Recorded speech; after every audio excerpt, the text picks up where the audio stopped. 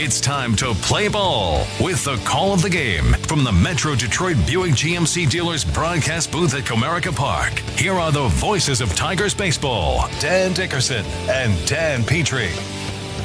Sunny skies, breezy, and just about perfect fall weather in downtown Detroit.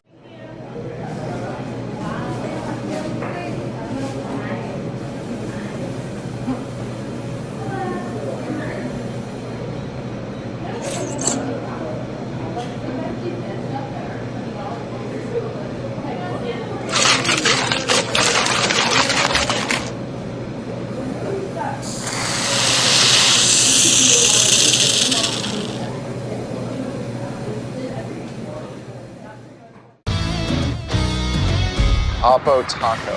I'm going to guess it's an opposite field, upper deck, maybe something like a... Yeah, home run to the opposite field. Yeah. You got it. This is a good one, a hack.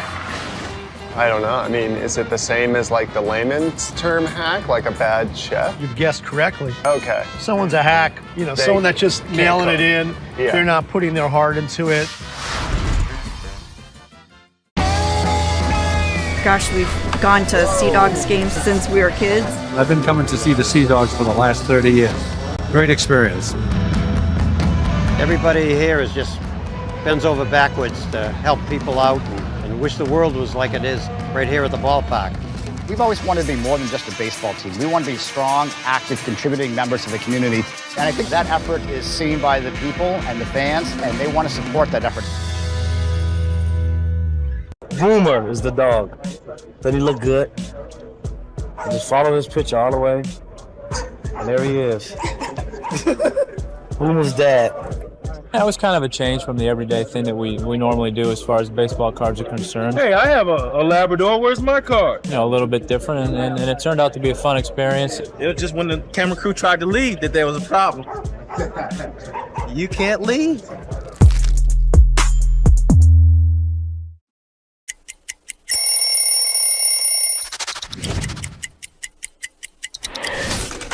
Wow. Old school D-backs jersey. This was our alternate jersey that we wore on Saturdays. I was the first team to wear the new colors. They called it Sedona Red. Don't mess up that color. Every time I wore this jersey, I would wear the high socks, black jersey, black hat. I just thought it was a really smooth look, and this is one that I'll never forget.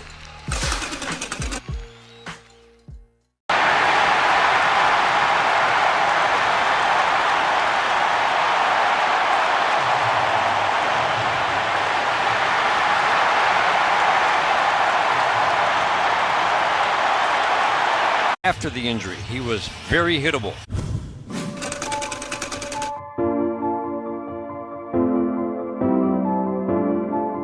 We wanted to introduce something new. And then working in some of our past and what the past can look like in the future. I think our players absolutely love it, and our fans, we think they'll learn to Matter of he's been hittable this year, and he also hasn't pitched for 10 days. So how sharp is he going to be? You know, is his control going to be as good, or are there going to be opportunities where you're going to get good pitches to hit? So I think there's that little bit of chess match, a little bit of waiting out just to see how good his stuff is. Is he getting ahead, and will he make a mistake, and will he make those mistakes, be ready to capitalize? Tigers still have not taken the field, so that gives us a moment to talk a little bit more about this matchup, because it does feel like, Dan, if there's one thing we've learned in the last 2 years from AJ, the moves, and watching other managers, the moves are going to come quickly. As I said, Bryce Miller, Dan Wilson's, he's going to be on a very short leash. You would think at the first hint of trouble past the second inning or third inning, maybe even before that, that bullpen door is going to open, and he's going to start unloading his guys from the bullpen. It just seems to me it is so important for the Tigers not just to get to Bryce Miller, but to do it early. Yeah, I mean, they finished really, really strong in last night's game. Hopefully that momentum carries over today. But that will set a great example for Casey Mize and that bullpen. If they can get to Bryce Miller, put some runs on the board instead of kind of playing from behind. And not just a run, you know, several runs, right? Multiple runs. Tigers and Seattle Mariners, Game 4 of the division series. First pitch today will be brought to you by McLaren Health, the official healthcare system of the Detroit Tigers. Our keys to the game are brought to you by Bell's Founders and Long Drink, proudly distributed by Rave Associates. A win for the Tigers forces a Game 5 in Seattle. A win for Seattle. They move on to the American League Championship Series. Mariners now get ready to face for the third time this year. Casey Mize has had a good start and a not-so-good start against the Mariners. The 28-year-old from Springville, Alabama, Casey Mize. Casey's been throwing the ball real well now for over a month. He's been getting a lot of swings and misses on his slider and split finger.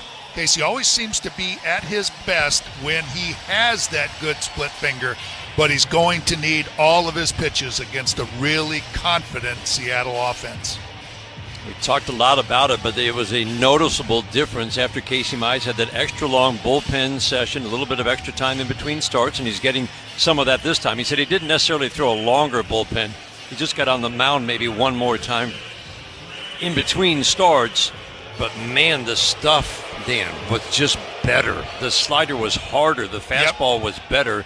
And it's all about that fastball, isn't it, for him? It is, and he's going to be extra amped up because it's been 7 days, so that should be good sign for him as long as he spots it, and I hope his secondary pitches. Randy Rosarena at the plate, first pitch, fastball, a strike at 94 in a perfect spot, down and away, and we are underway here at Comerica Park in downtown Detroit. What a glorious day for baseball, not a cloud in the sky. Breeze blowing straight out to center field. Shot to third, picked on the short hop by McKinstry. Fires it to Torkelson. Rosarena hit a bullet. There was Zach McKinstry to glove it. One up and one down on 2 pitches. Yeah, there was that split finger, but it stayed up just a little bit, kind of rolled. And Randy Rosarena may have gotten it just off the end slightly, but nevertheless just seemed to be on that. Casey really does feel good about his splitter bit. We've talked about it a lot. And he even acknowledged it yesterday in his press conference. Swing and a miss. Cal Raleigh at the plate, a good splitter. That it's still a pitch that he really believes in. And one of the big differences we saw in September with a pitch that's been hittable because he's missed up with it a lot, the misses were down with that splitter, below the knees. And he didn't hang many like he just did to a Rosarena. Fastball up makes it 1-1, and Cal Raleigh hit a home run in the game last night, his 61st of the year. The 1-1 swing and a pop-up foul, arcing high over the netting over the Tigers dugout on the third base side. 1-2 on Cal Raleigh. Opposite field home run in the 9th inning. Carried the visiting bullpen. And a Mariners fan who had a dump 61 here shirt on actually caught the ball. It's almost like a doppelganger for Cal Raleigh, too. Looks a lot like him. Or Stephen Vogt. Yeah. The 1-2. Splitter misses away. I didn't see the guy with the shirt until they showed him with number 62 on. And I was told that he had changed shirts. He was ready for number 62, the 2-2. Swing and a pop-up. That's the kind of swing we saw, especially against Cleveland, Dan, suggesting that splitter's become more of a weapon, just kind of a weak little half cut trying to make contact. And I think it's also because it's set up with that fastball that he's thrown up and in to Cal Raleigh. 2-2, fastball away, didn't miss by much. Raleigh 6 for 13 with a home run. Lots of singles, lots of contact. This is a tough out. He can hit, not just hit home runs. The 3-2, swing and a high pop-up down the right field line. Long run for Kerry Carpenter, still going. Torkelson going, and that's going to bounce in front of the seats. And just out of their reach. I was in the air a long time. I was trying to see what the wind was doing with that ball. I thought the wind, which is blowing straight out, might carry it to Kerry Carpenter, but it didn't seem to do that. Yeah, it kind of stayed right, almost right where it launched and where you thought it was going to land. But Kerry Carpenter did the wise thing, too, in sliding before he hit not only Spencer Torkelson, but those bleachers over there. Skinny light tower shadows from right field, encroaching all the way onto the field to behind second base. The 3-2 again. Swing and a miss. Got him with a splitter. Beauty of a splitter to get Cal Raleigh in an 8-pitch battle. 2 outs in the first. Yeah, good hard splitter also, which is always a really good sign. It won't roll as much when he's throwing it that hard, and that came out of his hand looking and disguised like a fastball, and then the bottom just dropped out of it right as it got to the plate. 2 outs, base is empty for Julio Rodriguez. The other tough out in this lineup, well, there are many. Rodriguez foul out of play, but Polanco, Raleigh, Rodriguez have all been tough outs. Rodriguez hit a home run in each of the 3 games when Seattle swept the Tigers here in July, and then hit another one in game 1 of this series in Seattle. The strike 1. Fastball misses in and off the plate. Seattle has played 4 games in this ballpark this year and scored 43 runs and incredibly 14. The number doesn't sound real. 14 home runs in the 4 games. Check swing foul on a fastball that rides up and in at 96. That's 2 in a row there, Dan, and you know how I always talk about Casey Mize and that sinker. When he's going to throw it to the right-handers, he's got to make sure he gets it in there, and that's a good sign that he's got both of them in, not missing on the inner third. The wind-up, the 1-2, swing and a soft ground ball foul. Fans getting on their feet, waving the orange towels. Casey faced the Mariners in Seattle back in April. 5 innings of shutout work, 5 2/3. He allowed just 1 hit with 6 strikeouts, and then got touched for 6 runs in a 3-inning start in that forgettable series in July. The 1-2 again, swing and a foul tip right at home plate. One of the hardest splitters we've seen him throw, 91 on the splitter. But that's what we've noticed is after that long bullpen session before the Mets start early September, the fastball velocity has been consistently firmer, more life, and all the other pitches thrown harder as well. The 1-2, fastball up and away. That was the slider at 92, up and away. Kind of acts like a cutter when it's thrown high in the strike zone, but that's been a very effective pitch, the harder of his 2 sliders. The 2-2, swinging a high fly ball, left center, shallow. Riley Green, Parker Meadows. Riley Green will cut in front of Parker Meadows. Whoa, looked like a little bobble there as he avoided the collision, but he caught it. Soft fly ball, shallow. A snack that Freddie cannot resist. I would have to say chips and guacamole. Organic mango, yeah. Is that because of the strong Dominican contingent in the major leagues, bro? Has anybody ever struck out and gone crazy and smashed the cooler full of mangoes? Nah, our team's not really into smashing each other's stuff, I guess. Are you a seasoning guy? You like to drown your stuff in dips and sauces? No. Gotta watch my figure. And it looks great, brother. I appreciate it. Very sexy man. Yeah, let's go, Freddie Freeman, ladies and gentlemen.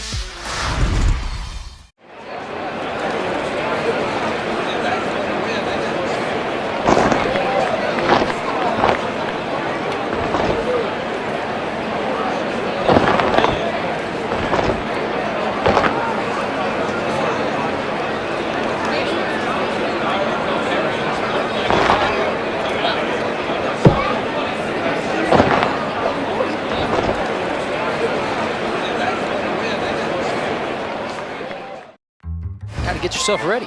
Yes, there are hugs, and then there's that. Now, what is that? What is the purpose of that? It's an anemometer. It measures wind speed. So that's a good. But it looks like a fidget spinner. Meanwhile, on the Cove, it just looks like too much fun. It was so routine, he took his eye off. You got to come up with this play. You got to. You're right there. You had 2 hands. He looked it in.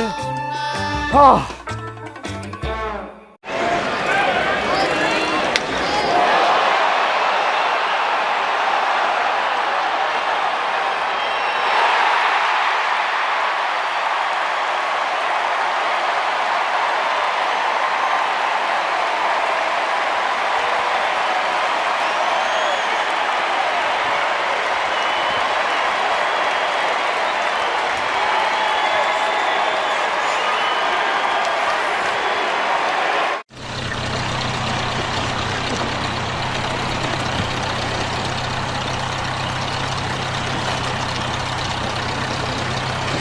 Tigers Radio Network. 1-2-3 first for Casey Mize. Tigers now get ready to face, for the 4th time in his career, the 27-year-old from Mount Pleasant, Texas, Bryce Miller. Bryce Miller's had 2 stints on the IL this year with elbow inflammation and a bone spur. That bone spur is still there. throws 7 pitches, but relies mainly on a mid-90s four-seam fastball, split finger, sinker, knuckle curve. And Miller has given up 17 home runs in 90 1/3 innings pitched. So as Dan's been saying, he's been hittable, and hopefully some of those long balls will show up for the Tigers today. Yeah, and I was trying to figure out, because it seems like it's all about the fastball for Bryce Miller. It was one of the best pitches in baseball last year. It has been one of the most hittable this year. Ball gets on the field in center field. Rodriguez tracks it down and gets it out of play. There's nothing obvious about why it would be so much more hittable. The velocity is only down a tick. The spin, which is elite, is still there. Yep. The vertical, which is a big factor, still there. Yep. Even better. And yet, the pitch has been hit hard. Kerry Carpenter in the leadoff spot. First pitch, a little bit low with a 97-mile-an-hour sinker. Yeah, it probably just has something to do with the execution and the location of it. You know, if he's up in that strike zone, that's the one that's so hard to square up. But if he lowers it down a little bit, that might be the one that they're doing some damage on. The 1-0, swing and a miss. And you would know about this. I mean, also, he's had, as you said, 2 stints on the IL, elbow inflammation.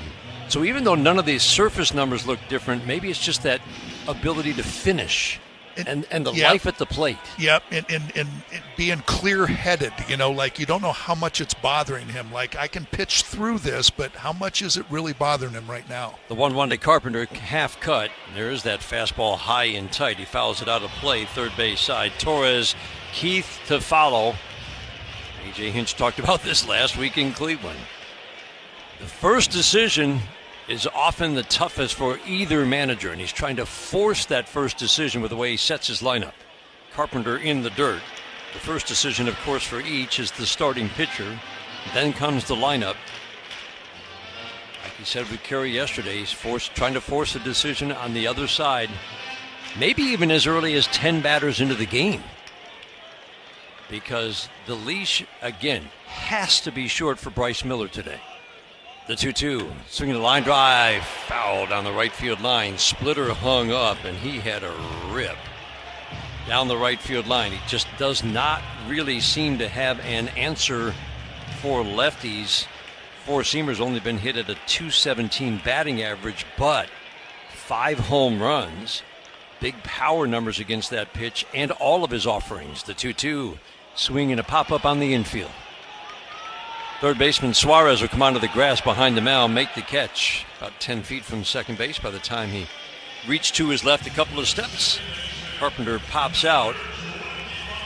But you would think if Bryce Miller gets through these first 3 innings, and again, he has not given up a run in his career, so he takes the mound perhaps with a little bit of confidence that wouldn't have been there otherwise.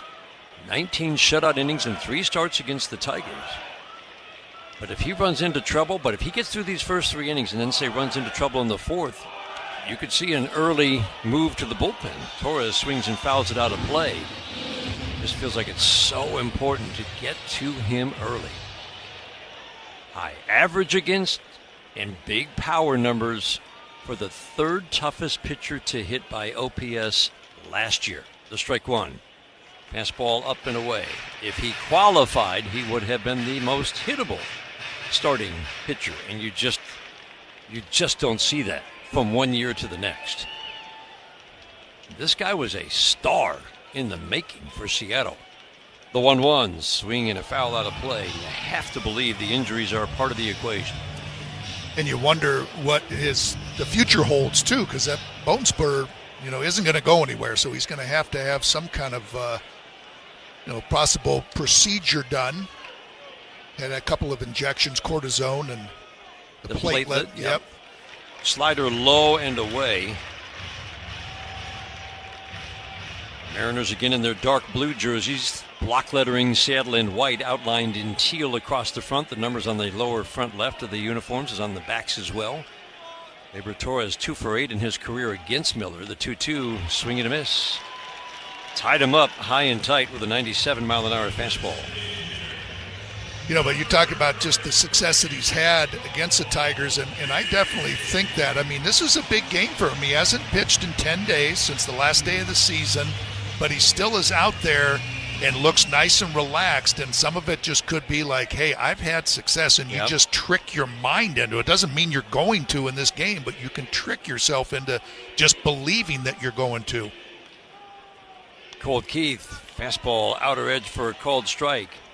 Always like what Jim Leland would say. He said, I believe in every matchup, every batter-pitcher matchup, one guy has the psychological edge. Well, when a guy's had nothing but success against a particular team, even if this hasn't been a great year, it certainly lifts his psychological well-being. Soft ground ball down the first base line. Miller will shovel it right along the line. Didn't have a throwing lane. To Naylor at first base. The putout goes 1-3. Keith grounds out, and a 1-2-3 first.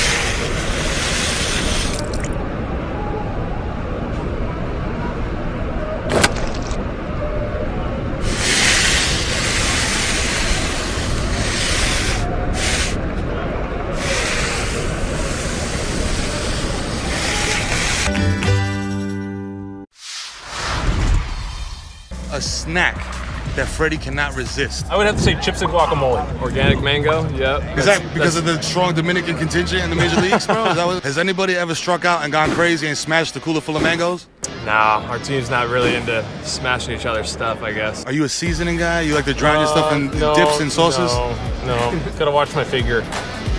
And it looks great, brother. I appreciate it. Very sexy man. Yeah, Let's go, Freddie Freeman, ladies and gentlemen.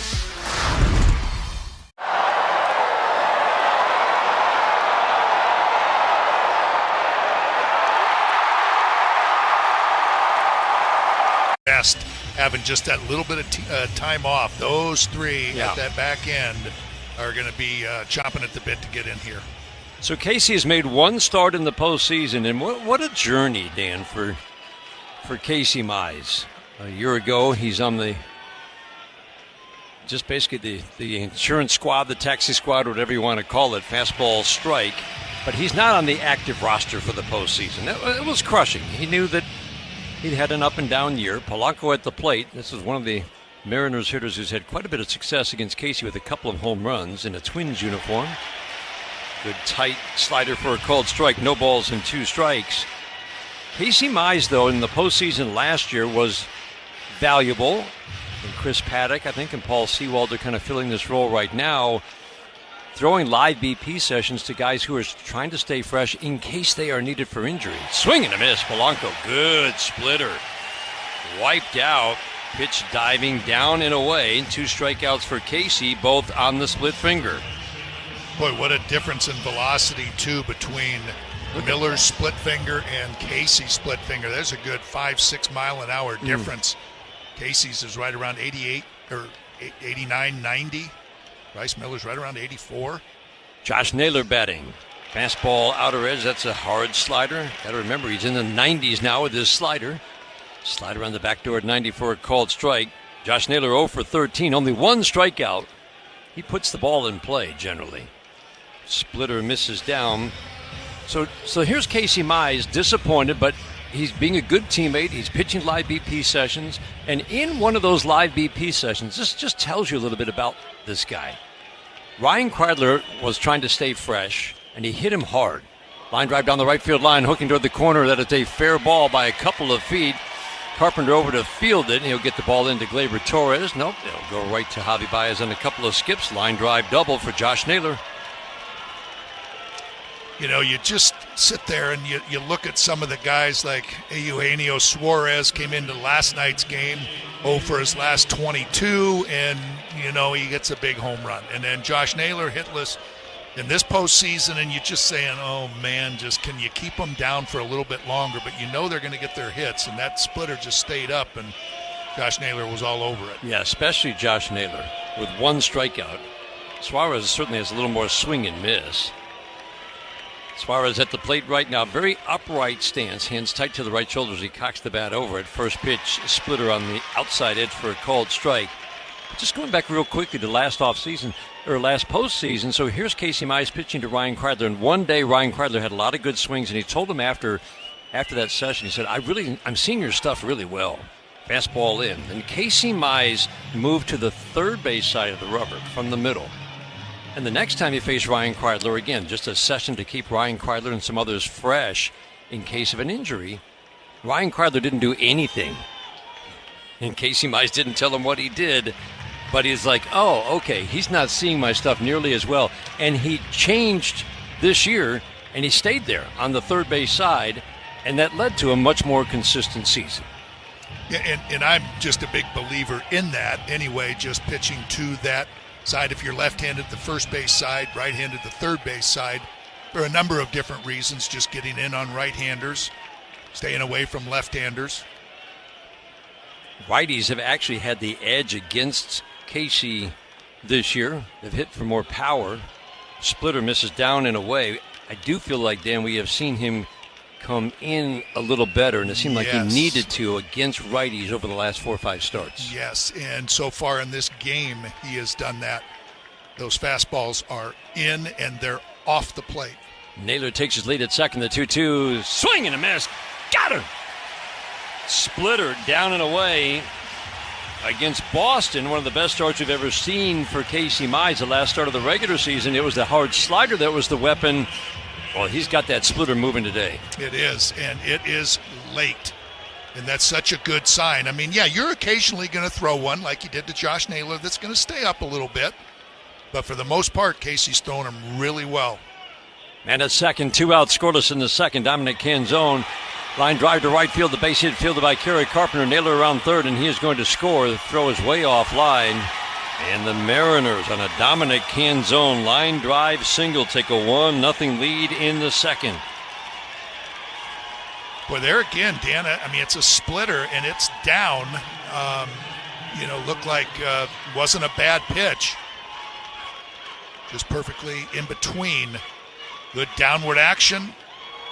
Maybe a little bit in for Canzone to get to the barrel of the bat to it. Big early run. No, that's not like some of the other splitters that have been mistake pitches that have been hit hard this year. A swing and a foul straight back, fastball away. McKinstry even with the base at third, middle of the infield back. 2 outs and a man on first, and man, is that a big, big run. Naylor double, Canzone single, 1-0 Seattle in the second. Fastball swinging a foul out of play. Just challenged Robles, who's 1 for 8 in this series. Fouled it off first base side. He was late. Outfield plays this righty to pull. Meadows shades toward left center. Riley Green a little bit toward the line, and that puts Kerry Carpenter toward the right center field gap. The 0-2. A little bit low with the splitter. Didn't miss by much.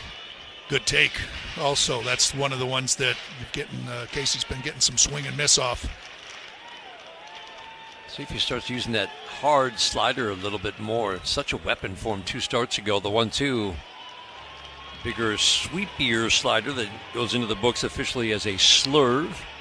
Down and away. 2 balls and 2 strikes.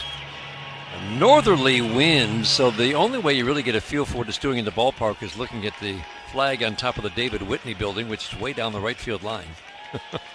And it's indicating a breeze blowing straight out to center. 2-2 up and in, and he hit him. Did he hit him or hit his bat? He did hit him, didn't he? Boy, it was just coming in again, and I don't know if he got out of the way. How did he get out? He's not heading down to first. Or if it glanced off Dylan Dingler's mitt. But it was tracking right into his belly. Yeah, the ball kicked out to the right, so I thought it hit him. He kicked off to Dylan Dingler's right. 3-2, 2 outs. Canzone will take off from first. Torkelson still holding with him. The 3-2 pitch, low and away. Big miss with the splitter. Last 3 starts of the year, Casey Mize, as Dan mentioned, got a lot of swing and miss. It's something that he's very conscious of, that he knows he needs to get more swing and miss. But a double-digit strike swing and miss total is always a good sign for a pitcher. You know, that 13 to 15 range. And for 3 straight starts, Casey Mize, who rarely got double-digit swing and miss totals in any start, struck out or got swings and misses 13 times, and 15 times. Again, speaking to the stuff. Crawford at the plate. This becomes a very big batter. First pitch, fastball in. Consistently sitting at 96. Interesting, Dan, that he doesn't. That hard slider, which was such a weapon in Boston against lefties, too. Not really using it today. The 1-0. There is the hard slider for a called strike squarely in the strike zone. I don't think he wants it there, though. No, he's used it just a couple of times, and it's been so good for him recently. But you're right, that was a little elevated. The ones that he's thrown before, that back door is the one that he wants to throw. 1-1, check swing, fastball in, strike 2. They appealed down to third. That was near the middle of the plate. I was going to say, what are you appealing called for? Strike, yeah. Jeez. Crowd urging Casey to get the final out here in the second inning. Double, single, walk, 2 on, 2 outs, a run in. Crawford hit a home run in the game last night. The 1-2, swing and a miss. Got him with high heat. 97 gets Crawford. 4th strikeout for Mize. He actually strikes out the side in the second, but allows a run and 3 base runners.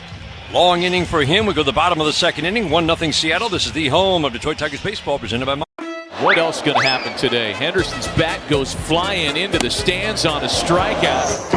That's not good right there. See Andy looking at it like, hey, not supposed to be doing that. Yeah, stick to basketball there, right? Oh, no catch. Love to get that one back. Alonso lost the bat as he flung at that high fastball. That's going to keep him up tonight. Can't make that catch. You got to keep that clean, right? You got to catch that. Biggest thing we're bringing is a brand new Tony Gwynn drop I did with his estate. So we just signed a deal at therealist.com to actually go through his entire archives, present them, and auction them off. And to announce it, we did this limited edition 1994 The Lost Season card. Because, you know, between August of 93 and May of 95, Tony Gwynn batted .406 in 162 games. So in the back, we have the stats of what could have been.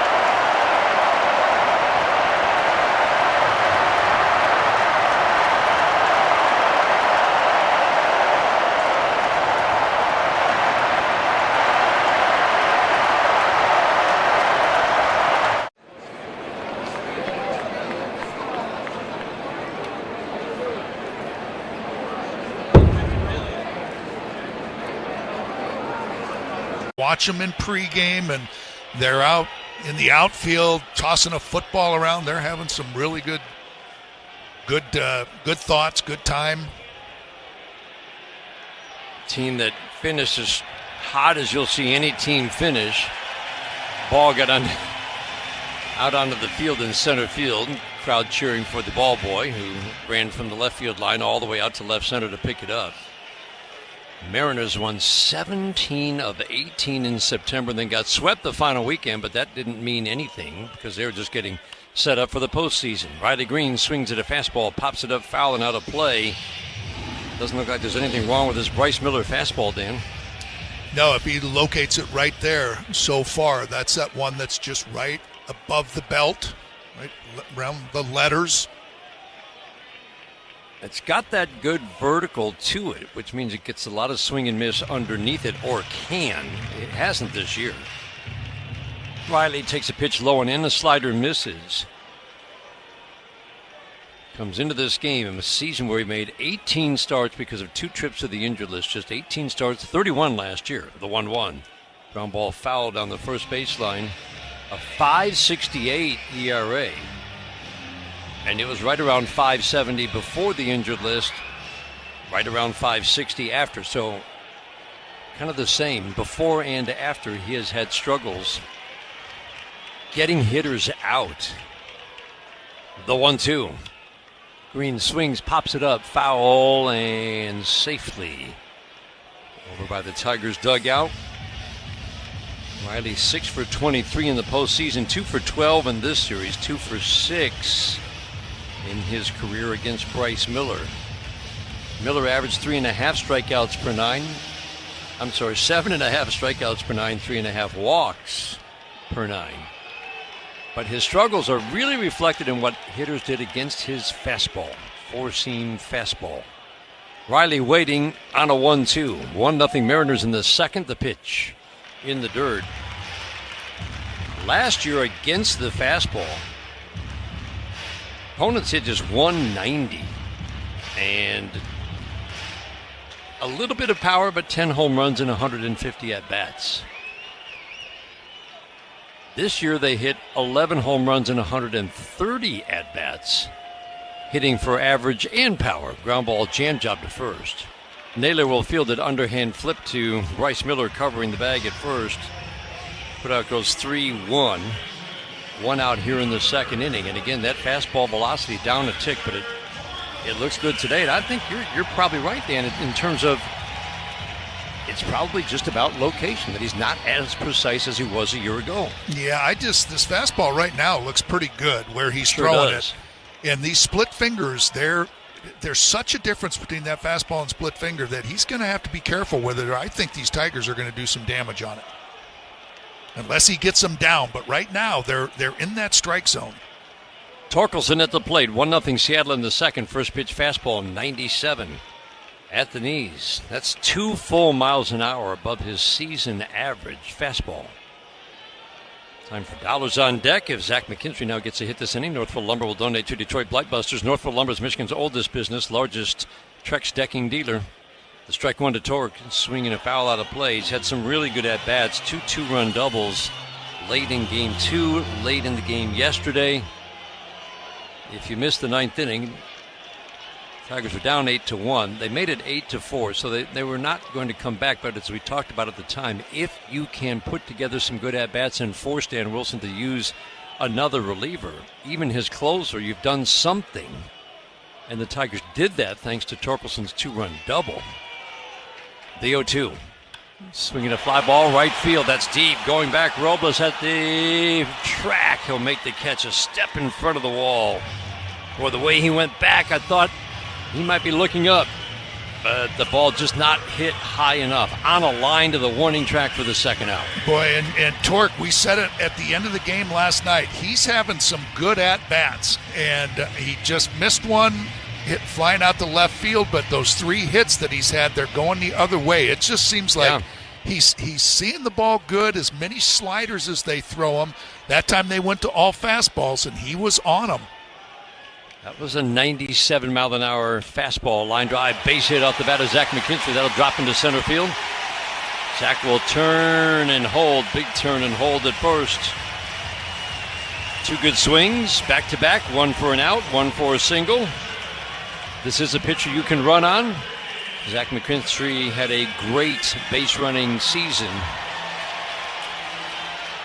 Not only the 19 steals, Zach McKinstry led this offense, the best offense in more than 50 years, taking the extra base, first to third on a single, second to home on a single. Nobody had run the base like the Tigers had the last 50 years. McKinstry took off, stopped, pitch high and tight. He had a nice lead, too, and he must just not have liked something and shut it down, but you almost had that sense that he had that big lead, like I'm taking it to him. Yeah. Let's not wait around. Let's take it to him. flip over to first. Bryce Miller allowed 14 steals, 3 caught stealing in just 18 starts. That's a big number.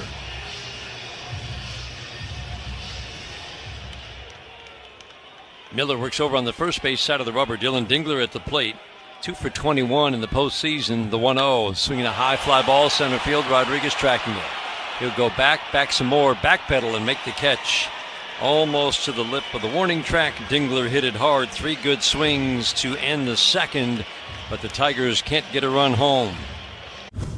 I'm helping these kids be the best versions of themselves, and I'm also representing like where I came from.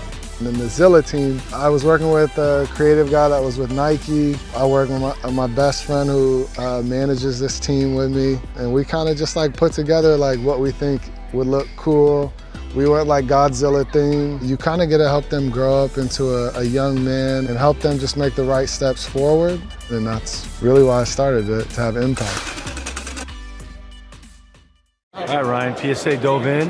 Do we have them graded? We do. This is the first set of graded cards from the 2024 Topps MLB Network set. I'm so excited about this. Now, they all have the same grade, or? No. So one of us will be like the highest graded card.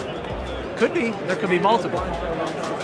So first up, we got Mark DeRosa. Let's see what D-Rose. Of course, D-Rose a 10 out of 10. Handsome, athletic. All right.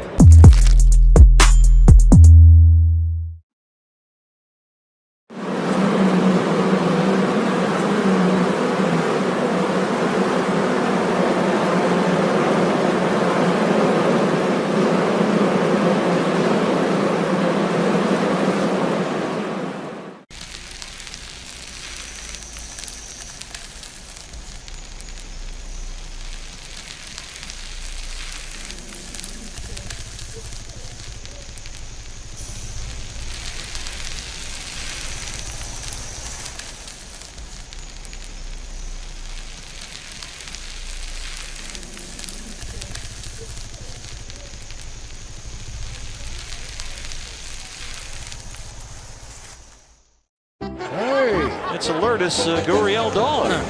That's a nice touch. Pena power. The perils of wearing earrings when you've got netting on the field. That young fan, not a Newtbar fan. What a present for mom. Oh my goodness, look at this guy. Uso, yeah, Jay Uso, yeah. And then just shot putting it. Walking, there's nobody on base. There's a little debate for Domo and Kim watching the replay together. That's beautiful, isn't it?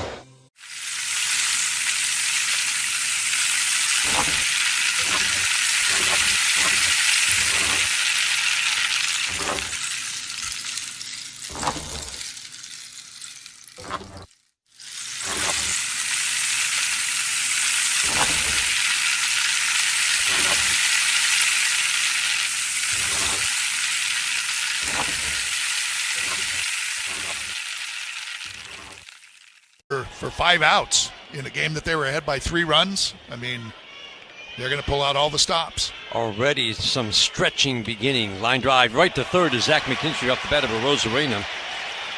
He's seen 3 pitches, hit 2 balls hard to third. That's a line out on the first pitch of the 3rd inning. Casey could use that. He had a long 2nd inning, 6 batters, a walk, and a run, and he had to strand 2. Did strike out 3 batters in that inning. He got 4 strikeouts, all swinging, 3 on the splitter. Cal Raleigh at the plate. First pitch up and in. Danny's used the splitter a ton. He threw 9 of them just in the 2nd inning. Would you like to see him, I mean, for that to be as effective as it needs to be, the 1-0 fastball up, it doesn't seem like seems like he needs to use the 4-seam fastball down a little bit more. Yeah, and you go back and he's got the 4 strikeouts, 3 of them coming on the split, and sometimes you kind of fall in love with it because you can see that you're getting some swing and miss, and yep, you can start throwing them a little too often. Fastball, nope, slider on the back door, misses. 3-0 on Cal Raleigh. And then the more you throw them, the better chance that you're going to have of one slipping up and not being a good one. And you need to disguise it with that 4-seam fastball, as you said. 3-0, fastball, middle. Woo. Be careful there. And he took it all the way. Yeah, he did. And you can tell that, throughout this series, if it gets to 3-0, you can see that look in his face like, be careful here. But that time he was just taken all the way.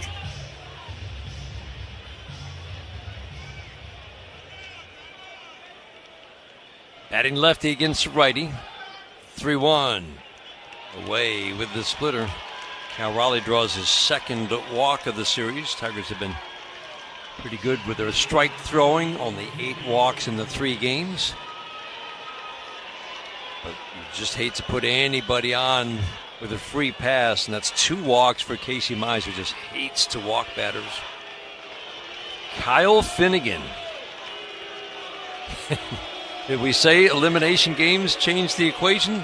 Kyle Finnegan is the one getting loose, stretching, not yet throwing. It looks like Tyler Holton is going to get the first call to actually begin to throw. When Casey made his 3-inning start against Cleveland, he came out in the 4th inning. He'd only given up 1 hit, 1 run. But when he walked Ramirez to start the 4th inning, he came out. Fastball strike on the outside edge, quickly 0-2 on Rodriguez, and that's just a case of a manager watching it going, this is not the dominant stuff I need to see. And the early hook in that game, Tyler Holton was the one who came in. Kyle Finnegan came in early in that game. Remember, it was the 8th inning where the Guardians did their damage. So it's all hands on deck, and guys that you might expect to see late in the game on both sides might pitch a whole lot earlier. Fastball, swing and a miss. Got him with 96 away. 5th strikeout for Casey Mize. But you see how late he was, though? I think he was definitely looking for that split finger. I mean, it was almost like he took it out of Dylan Dingler's glove. He got a lot behind it, and it was down, and he just kind of let it go or just realized, I got to swing at this, and just was really late. 1-0 Mariners are in the 3rd inning. Tyler Holton getting hot. Polanco at the plate, swinging a foul out of play. Again, 2 career home runs. Really the only hitter kind of note to have much success against Casey in his career. 6 for 17 now, after striking out in his first at-bat with 2 home runs. Most of that as a Twin. The strike 1, swing and a miss. Wow, sinker just running away from the lefty in this at-bat, 0-2. Don't see that many sinkers to lefties from Casey Mize. No. Crowd getting on their feet here at Comerica Park. Man on, 2 outs, 3rd inning, 1-0 Seattle. Tigers need a win to force a game 5. Baez up the middle. McKinstry basically playing short right now. The 0-2 of swing and a pop-up, foul and out of play.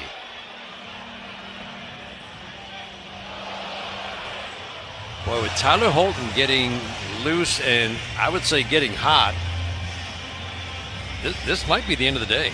I mean, because you can't wait too long. I mean, if he hits a double and it's 2nd and 3rd, it's like, man, if Naylor gets a hit, that's 3-0 already. 0-2 and swinging a pop foul out of play. You're right. I mean, he's there, and AJ's going to have to make one of those decisions like, oh, boy. You know, and we saw it in game 1. I think this is the end of the day for him. Yeah, where Dan Wilson left his starter in too long, and Kerry Carpenter made him pay. Just one batter too long. 5th pitch of the at-bat. Splitter away. Heck of a take by Polanco. Big bounce-back season. Kind of a puzzling re-signing in the offseason after a terrible year, his first year with Seattle. And then hit 260 with big power numbers this year. Good from both sides of the plate, just better right-handed. The 1-2.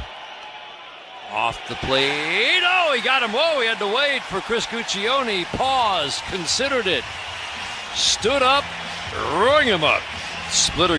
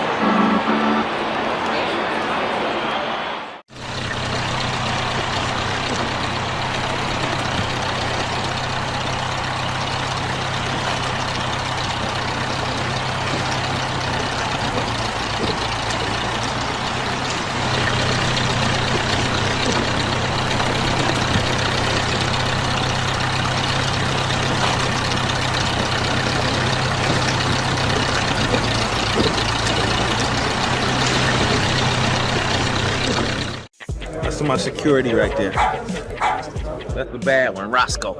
Roscoe Pico train. Major League Baseball wanted to start doing something with the players and their dogs. Which one's the dog?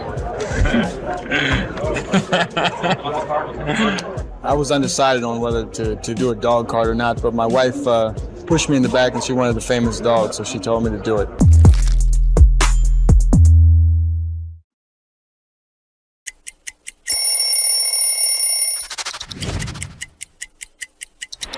All right, so here's the Mets home jersey.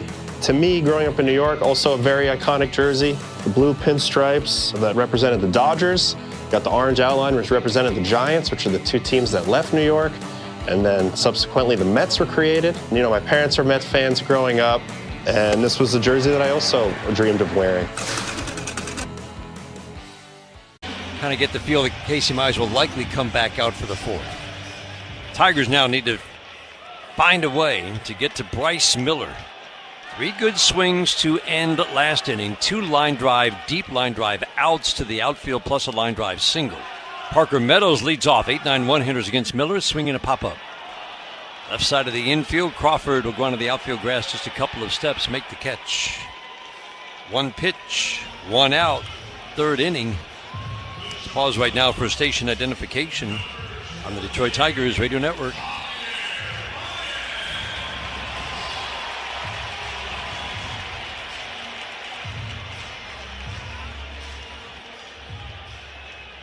Some replay brought to you every game by the Sam Bernstein Law Firm. When you need the right call made, 1-800-CALL-SAM. Javi Baez at the plate. 1-0 Seattle in the bottom of the 3rd. First pitch fastball. That runs off the plate. It's got a little tail to it. The 4-seam fastball does.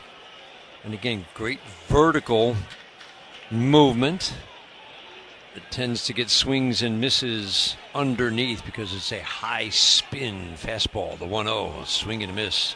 Tight slider away, and quickly 0-2 on Javi Baez. I would think he'd get another one of those a little further away.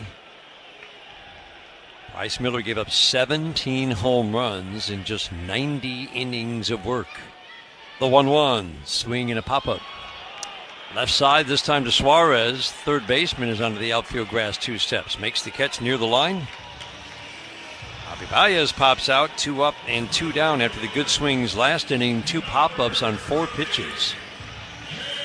That'll leave it up to Kerry Carpenter. 1 swing of the bat, though, can tie this game.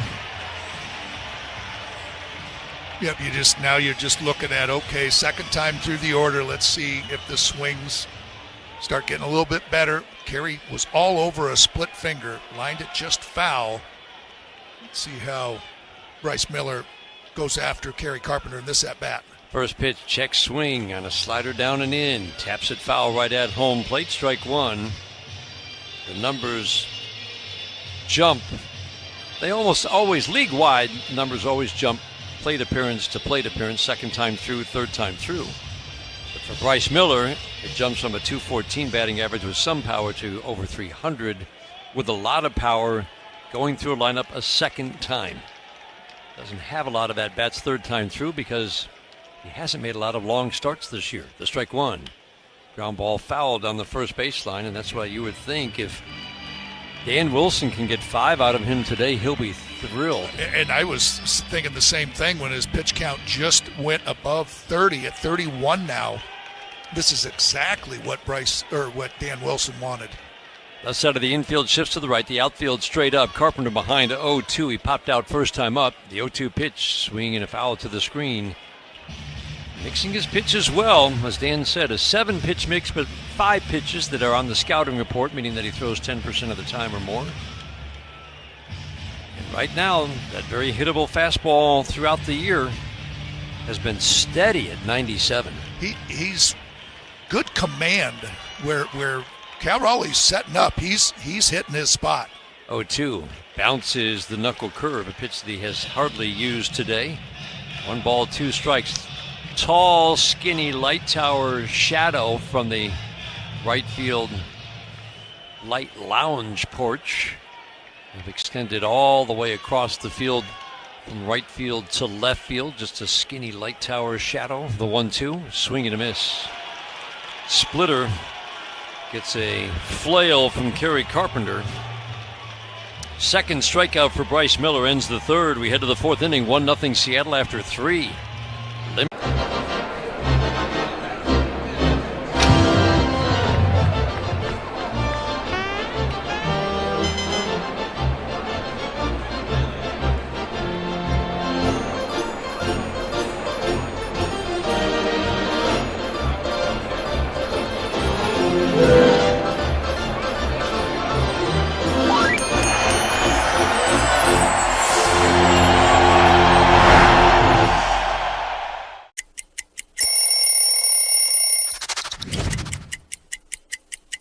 You know what happened in 2014. A World Series win for the San Francisco Giants. Look at how clean that is.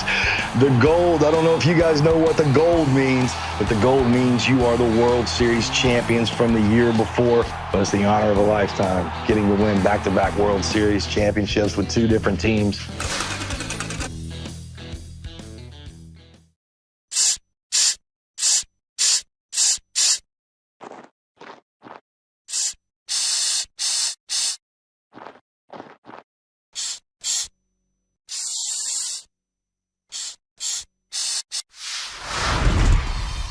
A snack that Freddie cannot resist. I would have to say chips and guacamole. Organic mango, yep. Is that because of the strong Dominican contingent in the major leagues, bro? Has anybody ever struck out and gone crazy and smashed the cooler full of mangoes? Nah, our team's not really into smashing each other's stuff, I guess. Are you a seasoning guy? You like to drown your stuff in dips and sauces? No. Gotta watch my figure. And it looks great, brother. I appreciate it. Very sexy man. Yeah, Let's go, Freddie Freeman, ladies and gentlemen.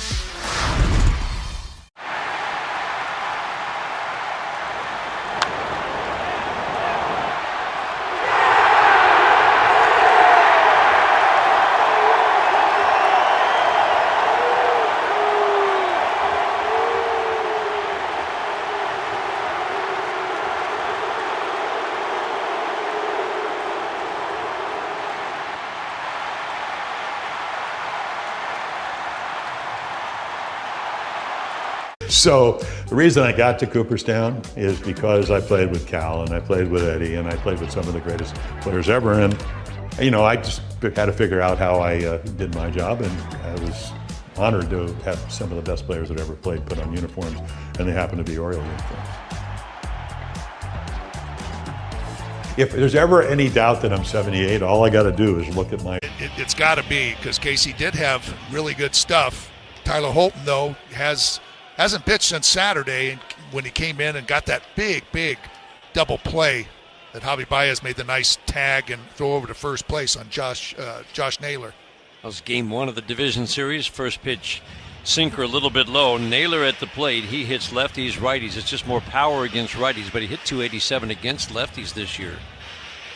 As we talked about, 0 for 13, but with only 1 strikeout, that just means that some of these balls in play were bound to fall, and he doubled his first time up. Ground ball here, tips off the glove of Tyler Holton, and then Javi Baez can't handle an awkward in-between hop. I think the deflection off the glove caused the awkward hop, and that ball goes into center field, and Naylor's on first base. Probably, I would think, should be a hit. I think it's a base hit. That's one of those reaction plays. I've seen Tyler Holton pull his glove down and the ball go into center field, so he throws his glove out as a reaction, and tough play for Javi Baez to come up with. Eugenio Suarez takes first pitch, ball 1.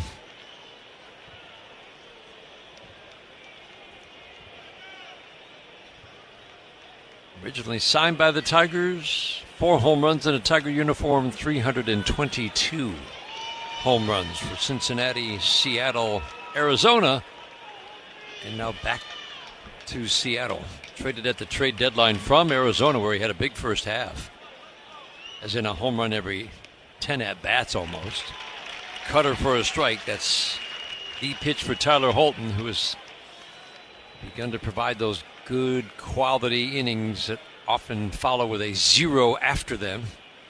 Troy Melton getting up in the Tigers bullpen. Cutter misses off the plate and in. 2-1 on Suarez. So with Troy Melton already up and about to get loose, I was thinking maybe try to bridge this game to the 6th inning with a couple of scoreless innings from Holton, but it looks like A.J. Hinch is going to be more aggressive than that. Line drive, base it into left field. Naylor around second, big turn, and hold. The throw comes into Javi Baez from Riley Green. 2 singles to start the 4th inning. One just a bad luck play as it deflected off the glove of Holton and then got by Javi Baez, and now Suarez sharp line drive single. Chris Fetter's going to go out, maybe buy a little bit of time. Yeah. Hurry up call. Troy Melton is starting to throw in that Tigers bullpen. Yeah, you're thinking. I know it's early. But no, that's Finnegan. Wow. Melton was up and moving around. He was, yeah. But if they decide to lay one down, I don't know if they will or not this early in the ball game. But boy, that's just got to face the 3 hitters, and with Robles coming up, as you said, they come quick and they come often. Yeah, this is a long conversation, and Chris Guccione could have gone out to break it up earlier. I'm sure the Mariners bench was chirping a little bit because he's clearly just trying to buy a little time for Kyle Finnegan to get loose. And again, this is what we see in elimination games, and that's why you think on the other side, those guys, Brash, Bizzardo, who don't usually appear until late in the game, could easily make an appearance earlier in the game today if Dan Wilson thinks the situation warrants it. This is the Tigers reliever that A.J. Hinch really has entrusted with facing the most dangerous hitters in opposing lineups for most of the last couple of weeks. Mitch Garver at the plate. He's going to pinch hit for Canzone, and a changeup for a strike, so the early pinch hit. After Canzone line drive single, Mitch Garver now gets the at-bat against Tyler Holton. And that takes away the bunt. He's not going to be up there bunting. Swing and a miss. Change up middle of the plate. No balls and 2 strikes. Garver used to wear the Tigers out. Minnesota and Texas put together some really nice offensive seasons. 3 years in a row. And then last year had big struggles. First year was Seattle, and those struggles continued for most of this year. He hit barely 200. Guy used to be a big power threat, not so much anymore. Very pitchable. The 0-2. Ground ball foul down the third base line. Tyler Holton has that knack for getting a ground ball with men on base. A lot of swing and miss in this bat. Tyler doesn't get a lot of swing and miss. He's going to make you throw him a strike. A lot of balls in the air, so not a great double play candidate just because he doesn't hit a lot of balls on the ground. If you get him, it's almost surely 2. 2 on, nobody out. 0-2 the count on Mitch Garver. Tigers down 1-0. We're in the 4th. The 0-2. Change up away. Finnegan gets loose in a hurry, so you got to believe he's ready now. Robles righty, Crawford lefty, Arozarena righty. The next 3 hitters. Holton sets, holds the glove away from the letters when he sets. The 1-2. Cutter low and in at 90. Now a big pitch. Mitch Garver again, pretty good plate discipline. Can Tyler Holton get the ground ball or the swing and miss? 2-2, swing and a pop-up down the right field line, slicing foul, long run for Carpenter, but no chance. Oh boy, that almost stayed fair. I thought that was going well foul. That might be the win for the first time, impacting a ball in the air. I thought that was going to go 15 feet foul. It was like a little chip shot, right down that line, just kind of a half swing. And Garver does have that really short, quick swing, and that was just one of those little loopers down the right field line and just hugged that line. In the end, just a little bit foul.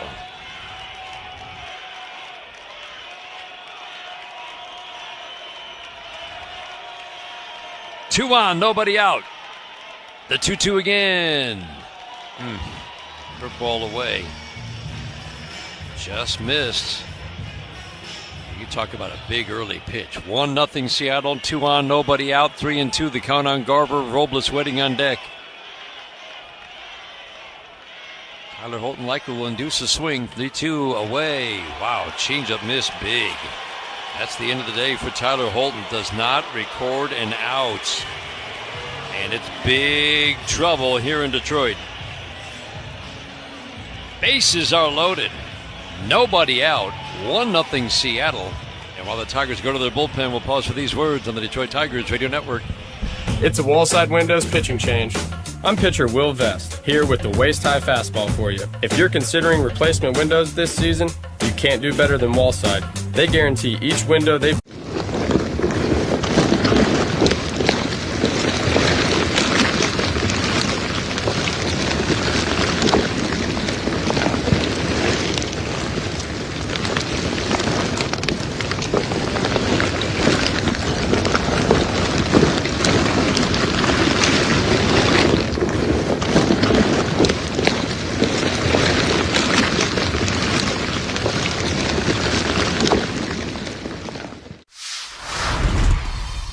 A snack that Freddie cannot resist. I would have to say chips and guacamole. Organic mango, yep. Is that because of the strong Dominican contingent in the major leagues, bro?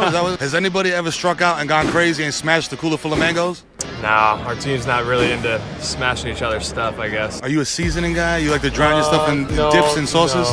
No. Gotta watch my figure. And it looks great, brother. I appreciate it. Very sexy man. Yeah, Let's go, Freddie Freeman, ladies and gentlemen.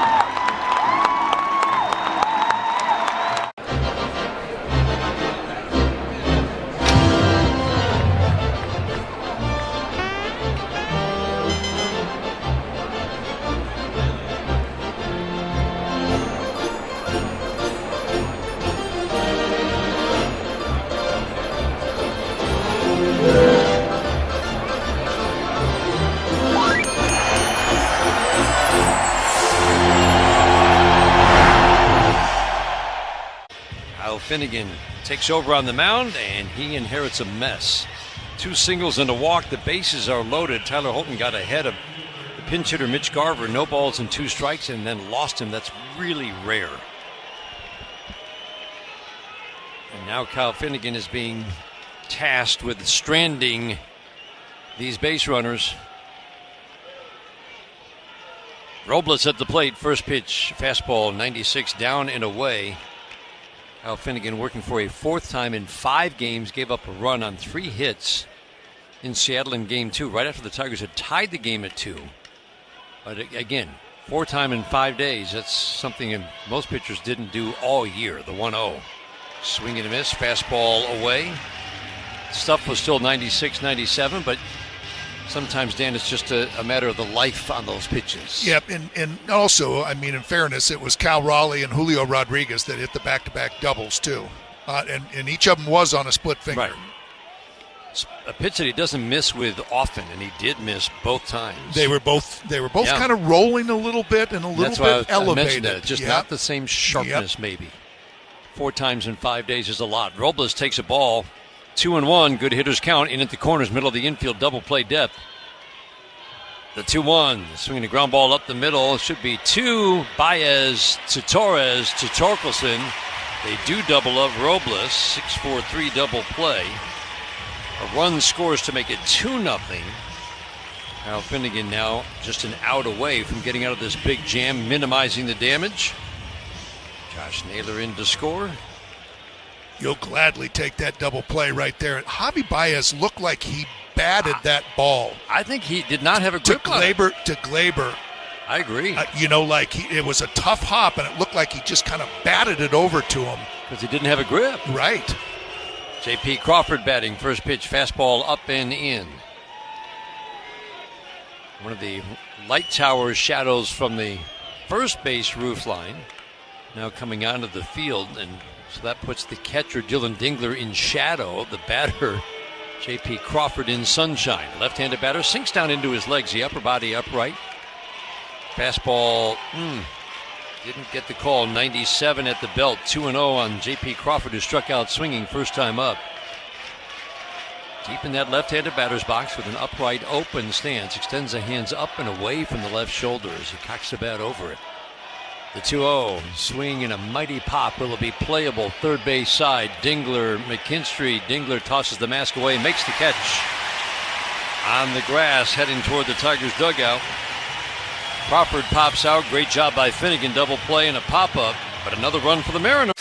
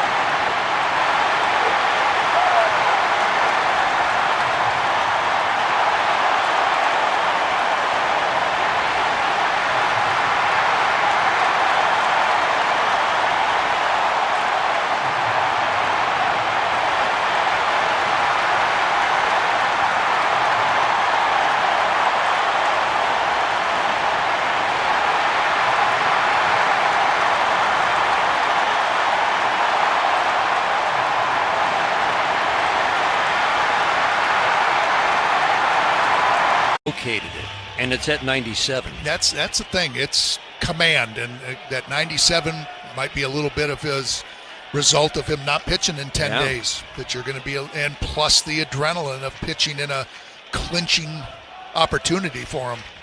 His fastball velocity is 2 full miles an hour above his season average. Tick below 97. He was a tick below 95 during the season. Gleyber Torres takes a fastball strike. Now is the time. 2-3-4 hitters. Tigers trying to start something against Bryce Miller, down 2-0 in the fourth.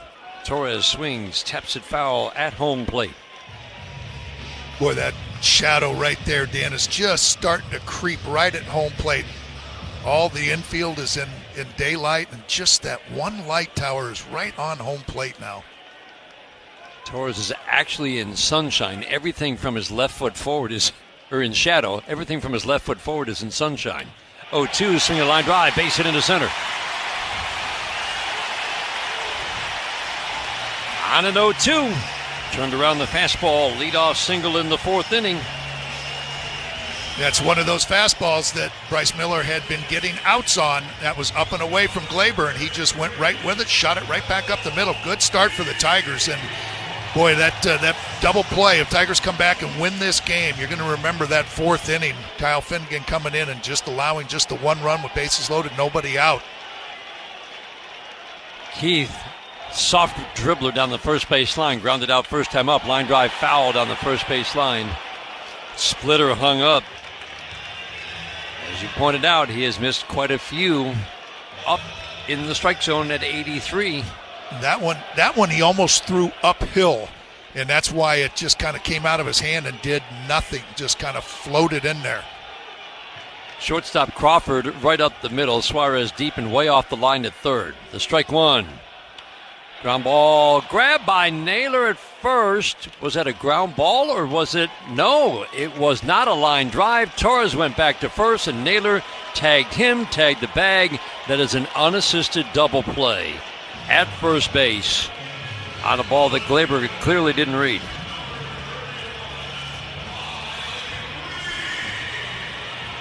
I'm not sure it would have made a difference anyway. Boy, Naylor again, just picking that ball.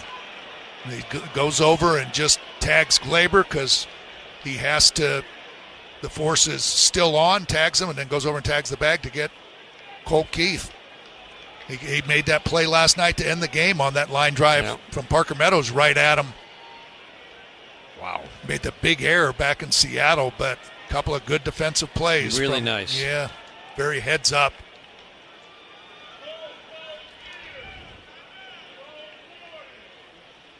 Riley Green takes a fastball up on a 1-0. Quickly 2-0. Man, 2 good swings, 2 outs. Torres with the single. Keith hit that ball hard.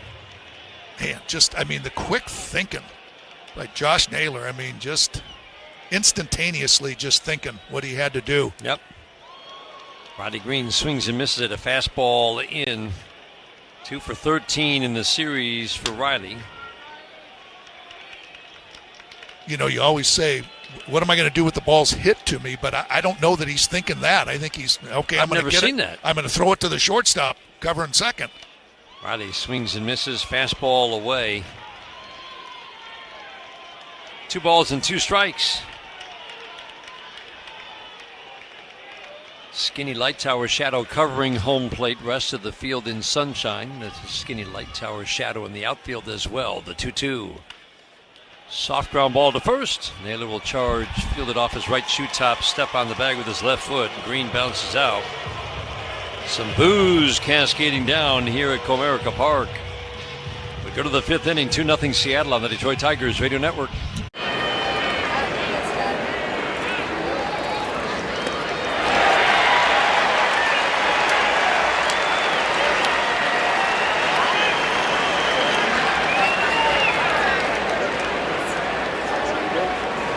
The catcher, Mitch Garver.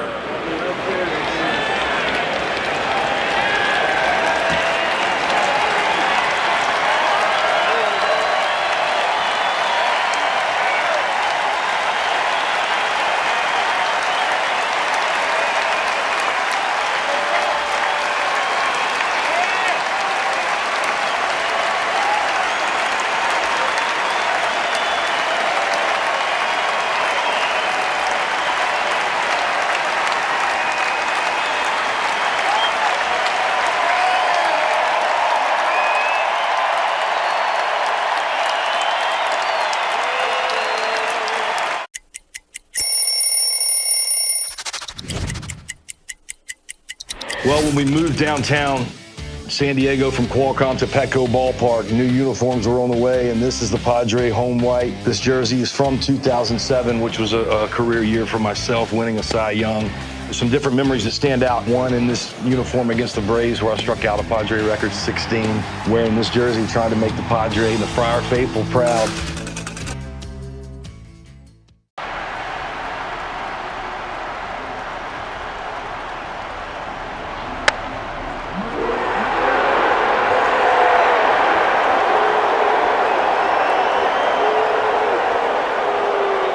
So the reason I got to Cooperstown is because I played with Cal and I played with Eddie and I played with some of the greatest players ever. And, I just had to figure out how I did my job, and I was honored to have some of the best players that ever played put on uniforms, and they happen to be Oriole uniforms. If there's ever any doubt that I'm 78, all I got to do is look at my old cards and I know.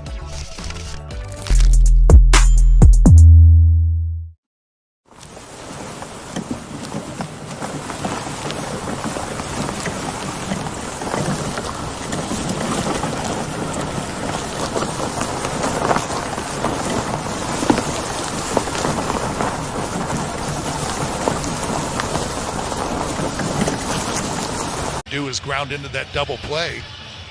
So, to get just that situation, just to give up the 1 run, you're looking for strikeouts or that double play. And Kyle Finnegan did just that. A.J. Hinch is going to mix and match the rest of the way, try to hold this powerful Seattle offense, which has had a ton of success in this ballpark, down the rest of the way, and now it's about the Tigers' offense. Down to their last 15 outs. Can they get it going in time? So important with the way the offense is struggling to hold the Seattle lead right where it is. 2-0. Arozarena takes strike one from Kyle Finnegan. The strike one. Splitter dips down and in. What a pickup for the Tigers at the trade deadline. Kyle Finnegan, a solid closer with Washington. He'd been their closer the last 3 years, but not a high strikeout guy. Tigers believe they could get more out of him by kind of mixing his pitches a little differently, and they have. Line drive, base hit, one hop past a diving Zach McKinstry. Diving to the glove side. Rosarena's hit 3 hard balls to third base today. 2 have been outs. That was a scorcher past Zach McKinstry. Yeah, it was. He's trying Zach every time he's been up there and finally found a way to get one by him. And that, again, was just one of those splitters that stayed up in the strike zone and just hammered in the left field. Light tower's shadow. Again, it's just kind of 2 skinny, long shadows from the first base roof line. One of those shadows covering home plate at the moment. Cal Raleigh at the plate, swinging a pop-up foul and out of play. It doesn't look like this shadow would affect because it only extends a few feet in front of home plate. Wouldn't affect the hitters too much. Maybe when it gets halfway to the mound, it might. Pitch will be delivered from shadow or sunshine into shadow, back into sunshine. The strike one, swinging a foul to the screen, 96 up and in. No activity in the Tigers bullpen. You would think the goal for the Tigers, get Finnegan through this 5th inning. And again, mix and match after that. It just seems like Kyle Finnegan in this whole series and in Cleveland is going after that top of the opponent's lineup. 0-2. Splitter in the dirt, gets away from Dingler, but he pounces on it. Arozarena has the only steal. Again, the Tigers just stopped opposing running games this year. Not many attempts. Second highest caught stealing rate. Kansas City led the world, and very few attempts, just 70, less than half of what the league average was. Only 70 attempted stolen bases against Kansas City catchers. That guy named Perez is still pretty good back there. The 1-2 in the dirt, and this one gets away from Dylan Dingler. Down to second goes Arozarena. Yeah, I don't know how he's had so many stolen bases, again, just with Cal Raleigh batting behind him. So you've got that hole opened up over there on the right side because Spencer Torkelson's holding him on. But why would you, I mean, with 60 home runs, why take a shot? They're getting thrown out. 2-2, the count on Cal Raleigh. The pitch. Line drive, base hit right center. Late break for Arozarena, but he will score. 3-0 Seattle.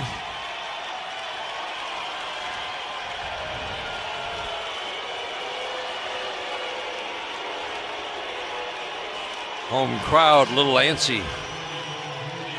Not happy with what they're watching. I'll tell you the other thing, I was wondering about that, just if Cal Raleigh would try to pull the ball. I mean, he just seems like that kind of player, just a superstar, but at the same time understanding what he has to do, try to put it to the right side to move Arozarena over to third with less than 2 outs. He's an RBI guy, isn't he, Dan? I mean, he expands the strike zone a little bit. He did it last night on a high changeup. Yep. Drove in a run with a single. Some driving a run with a single in Seattle. That pitch looked like it was up and away, and he didn't go the other way. He kind of hooked it and shot it back up the middle or to the right of second base. Rodriguez at the plate. He swings and fouls it out. Every run that gets added on feels like double. 3-0 lead with the way this Tigers offense is going. It feels like a whole lot more than that. The 0-2 to Rodriguez. Slider down and away. Think of that wild pitch. I mean, that's a pitch that Dylan Dingler blocks 19 times out of 20. That ball just trickled away, and that led to the run.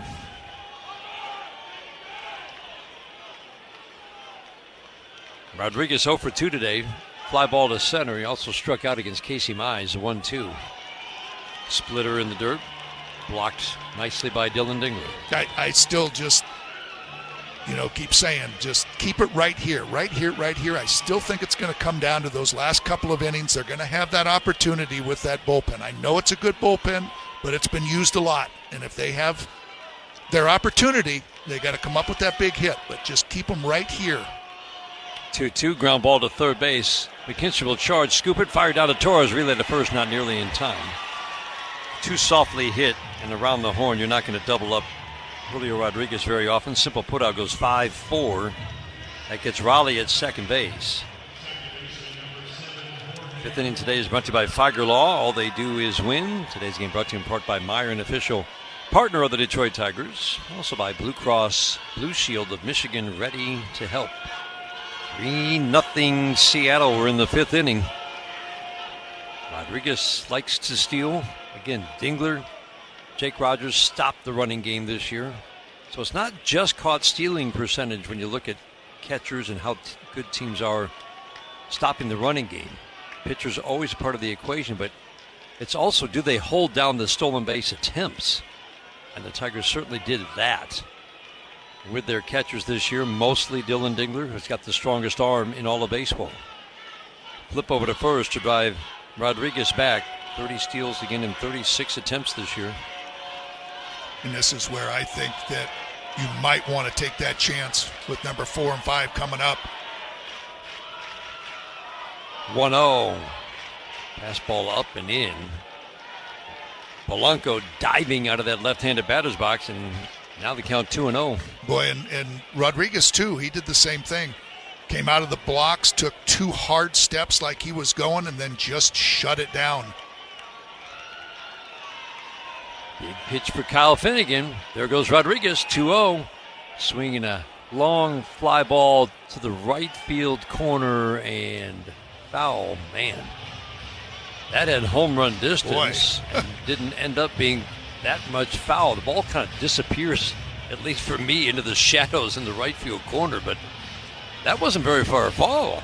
No, that ball went up, and it was so quiet, and it was almost like, oh, that's well foul. And then when you saw where it ended up, and you're thinking, man, that is just a little bit too close. Tough out at the plate. He had a big year, 2 homers in Seattle off Skubal. Tells you a little bit about his bat. Finnegan sets, holds it an extra beat. Rodriguez takes off, 2-1, swinging a fly ball left field. That's deep, playable for Riley Green. He'll go back in the shadow of the light tower in deep left center, make the catch. Get the ball in on a hop to Javi Baez for the second out. Rodriguez has had big jumps both times against Kyle Finnegan. Yeah, we'll see if he's tried that 2 times now. Let's see if he shuts it down or if he continues to try to get in scoring position for Josh Naylor. I would think so.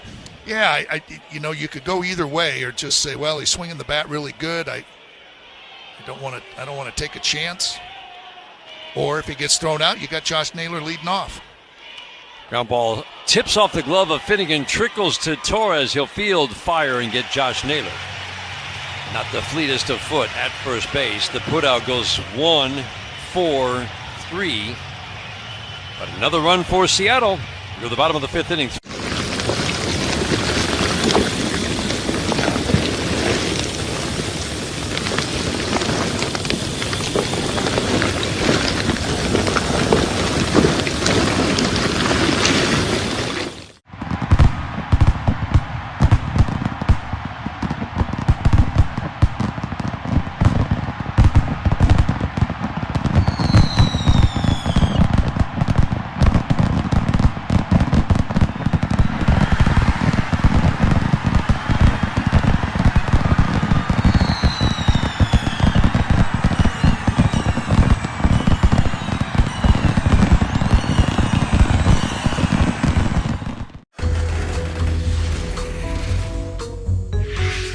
Ball lined into the gap in right center and in for a hit. And that was a botch of what should have been a single. It sure was.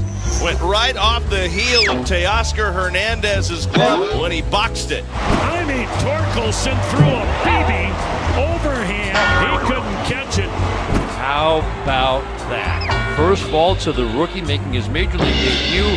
He loses it in the sun.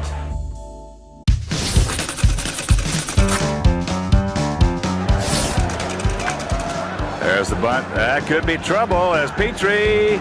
No, Stevie dives in and beats it. Good effort by Steve Lyons. And that'll be a base hit right there. Good job. I'll tell you one thing, not a bad defensive play either by the Tigers. Did you see that? He's going to get the dirt out, and all of a sudden he unbuckled his pants and they fell down.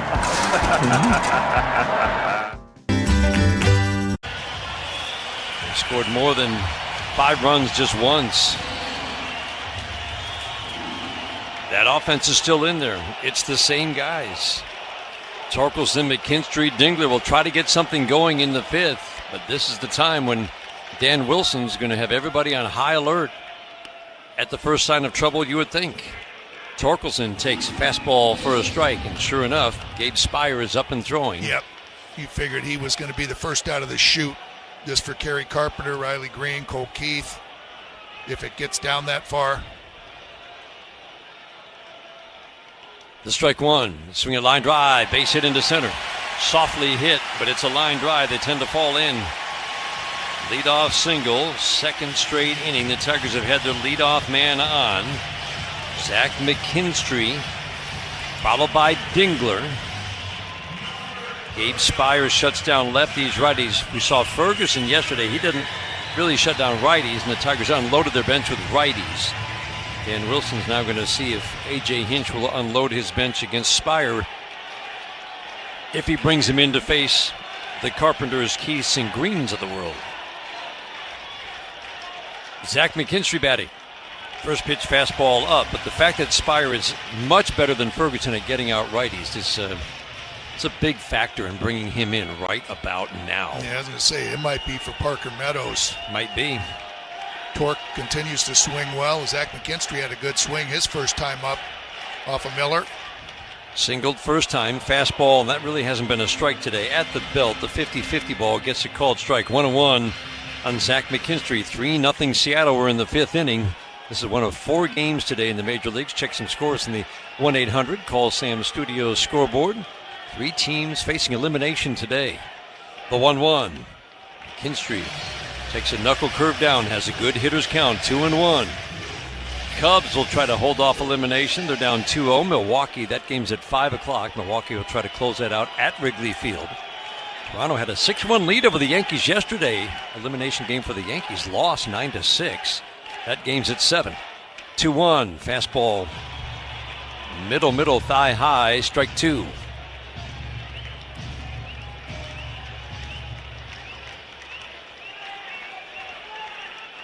Late game tonight, Philadelphia. Dodgers can close them out at Dodger Stadium with a win tonight. The 2-2. Soft ground ball right side. Naylor will field, flip down to second. They'll get the force on Torkelson for the first out of the 5th inning. A man on, a man out. For Dylan Dingler, 3-0 Seattle on top. Boy, Josh Naylor's just feeling it over there at first base. I mean, that's just an easy tap ball, but he made sure that he got into that little lane and just threw a nice little over-the-top little looping throw over to J.P. Crawford to get the lead runner.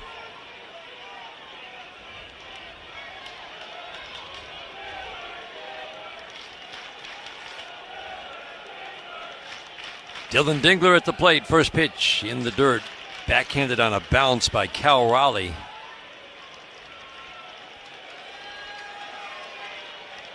Pete Woodworth, the pitching coach, is going to head out. Interesting mound visit after ball 1. We're assuming he's not going to make the pitching change. That belongs to the manager, Dan Wilson. The entire infield will join the conversation. What do you think this is about? Naylor's doing all the talking to him. and it's just the only thing I could think of is just making sure that he feels okay. A little smile on his face, so whatever Naylor was saying was meant to relax him maybe or get a laugh out of him, but a little smile on his face. Yeah, he was just jawing at him, put his glove over his face. I don't think Pete Woodward said a word. No. And Suarez has been doing the same thing over there at third. Both corners have been really chirping at Bryce Miller, just trying to pump him up and keep him engaged. Dingler waiting on a 1-0. 3-0 Seattle. We're in the 5th. The pitch. Swing and a foul out of play. Just challenge it with 95 in. Bryce Miller just didn't have many successful starts down the stretch. He went 5 innings, gave up 4, 5 innings, gave up 3 runs on 8 hits, 5 innings, gave up 3, 4 innings, gave up 4. This is arguably his best start since August. The 1-1 in the dirt. He's only getting a start because Brian Wu, the ace of this staff, out for this series with a pectoral muscle injury. You know, and that might have been just a reminder. Some of these misses have been kind of bad, but Naylor's just might have been just reminding them just, hey, wait a minute, man, you got good stuff. Keep throwing strikes. 2-1, line drive in the left center field gap. It's going to drop for a base hit. Another bad route by Arozarena will allow Zach McKinstry to score. Dylan Dingler cruises into second with a double. Tigers are on the board, trailing 3-1. Dylan Dingler delivers with 1 out in the 5th. Just got into that good hitters count and got the pitch he was looking for, that 4-seam fastball. And you're right, Dan, just it looked like that ball was shot out of there, and Arozarena like he was going to go over, like he thought he was going to catch it, and then realized he couldn't, and then had to turn his back and sprint towards that ball. 2 days in a row, he has completely misplayed a ball to the gap in the same spot. Dan Wilson on his way to the mound.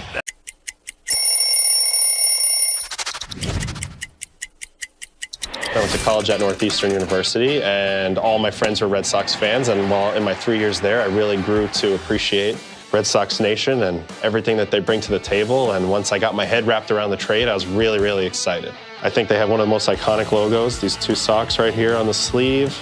I love keeping it simple, really fond of the font, and I think it's a really cool look.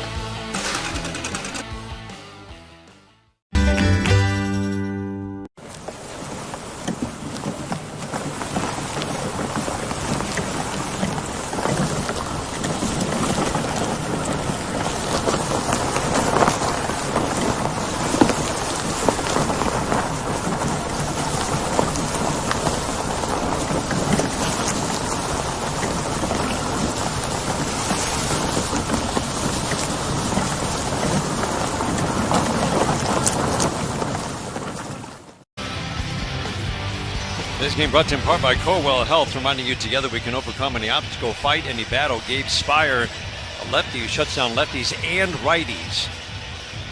Takes over on the mound with a man at second. Jahmai Jones will pinch hit for Parker Meadows.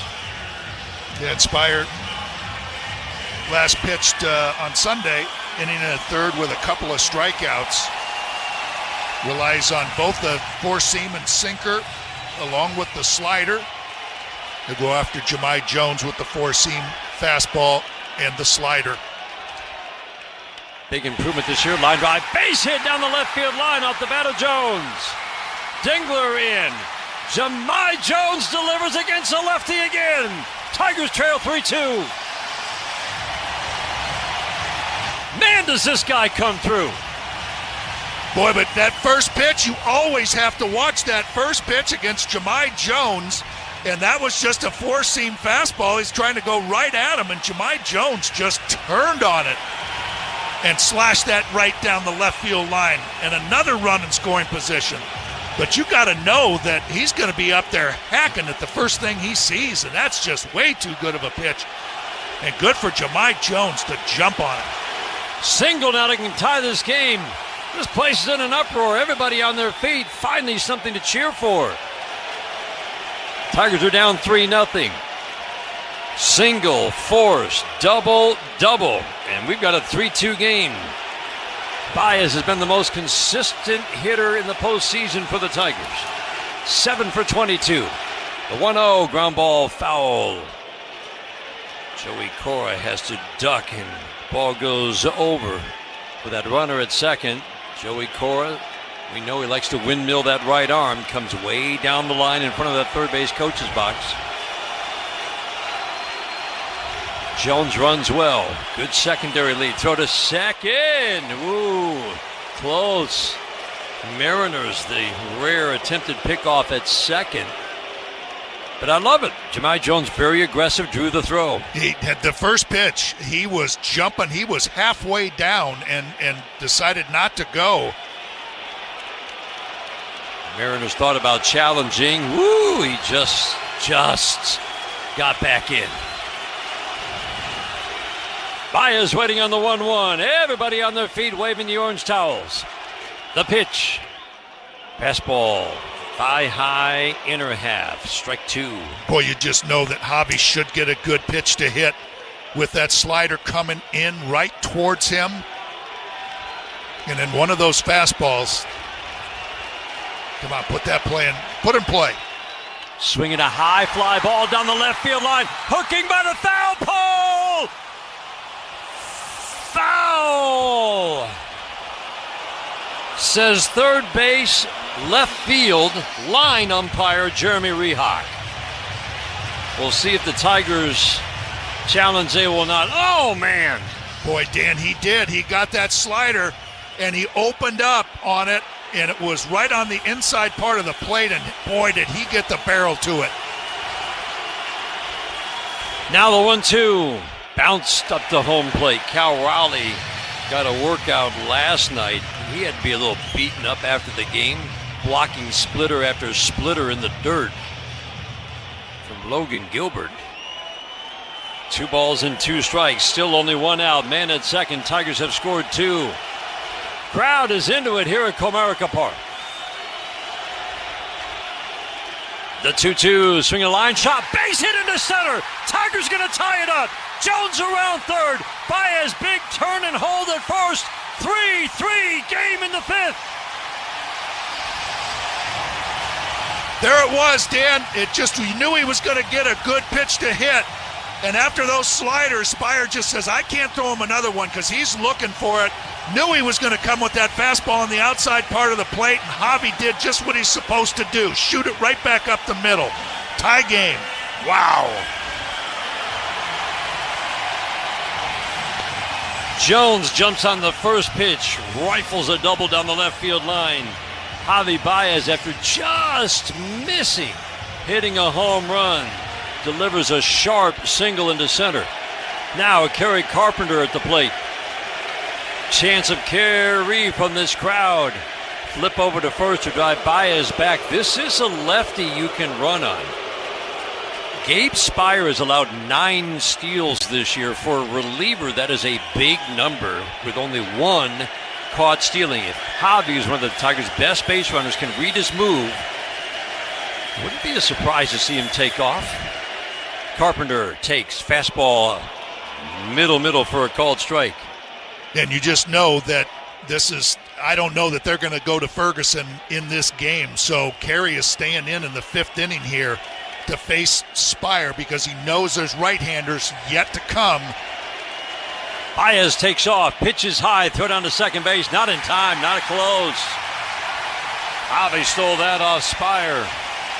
He's in scoring position now. The go-ahead run that counts 1-1 on Kerry Carpenter. Boy, good job by Kerry Carpenter, too. He knew that Javi Baez got that huge jump and let that ball go. That's a pitch that it ended up being a ball, but that's one that Kerry Carpenter usually swings at, and he let it go.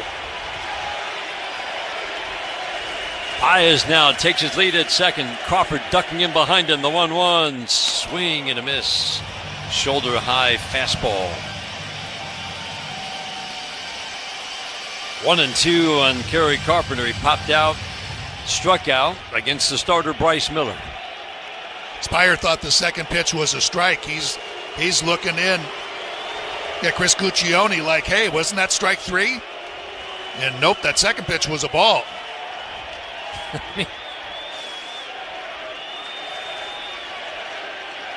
Spire works first base side of the rubber. The 1-2, swing and a soft foul.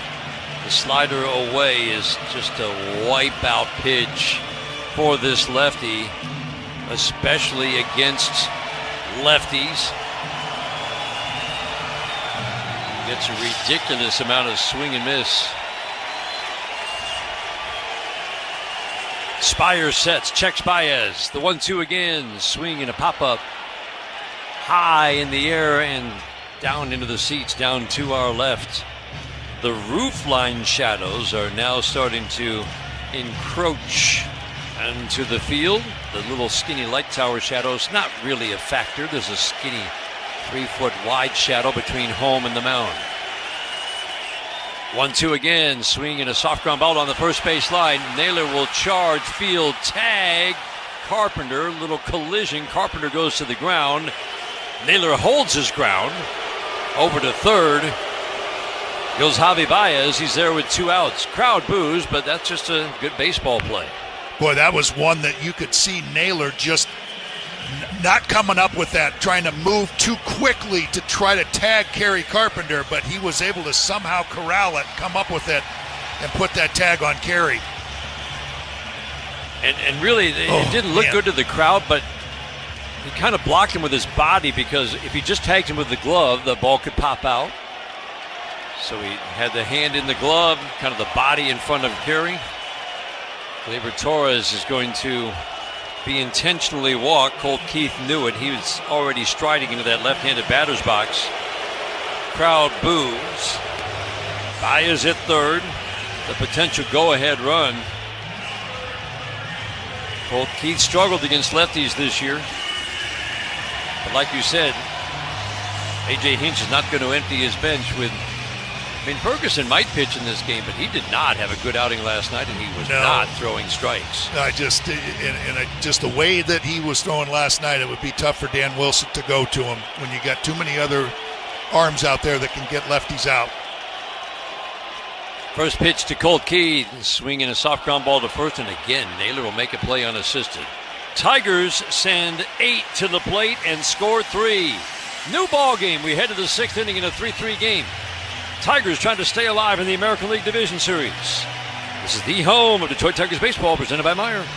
This National Women's Small Business Month, America is doing more than...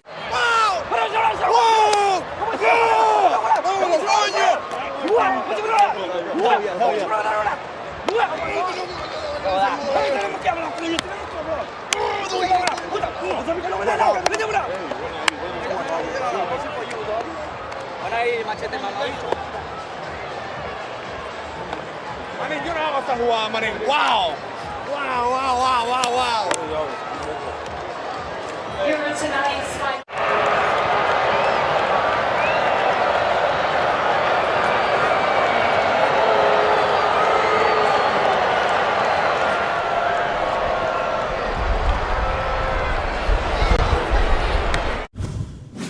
Anytime we can put on these uniforms, the same ones that those guys played before us in the Negro Leagues, it's an honor to put it on and to share this field with them. It's a piece of history, so I mean, to be able to wear it present day is honestly an unreal feeling. Once the lights are on and the anthem takes place and you're standing there on the line, it'll sink in as to what this moment really means, because I do think it's a meaningful day.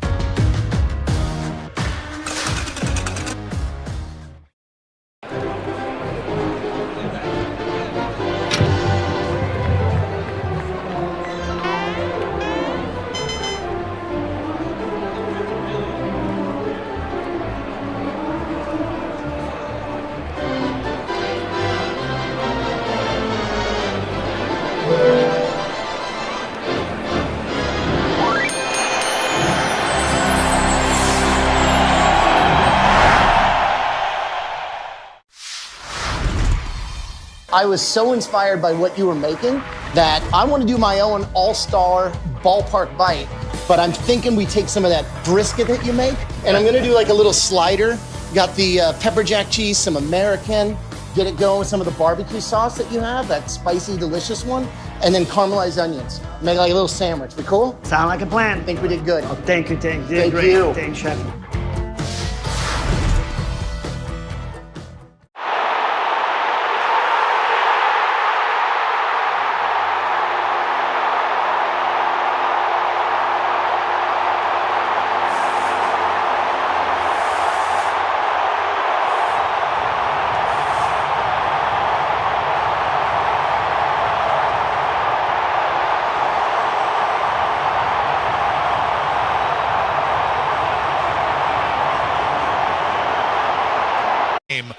With Tarek Skubal going for you on Friday.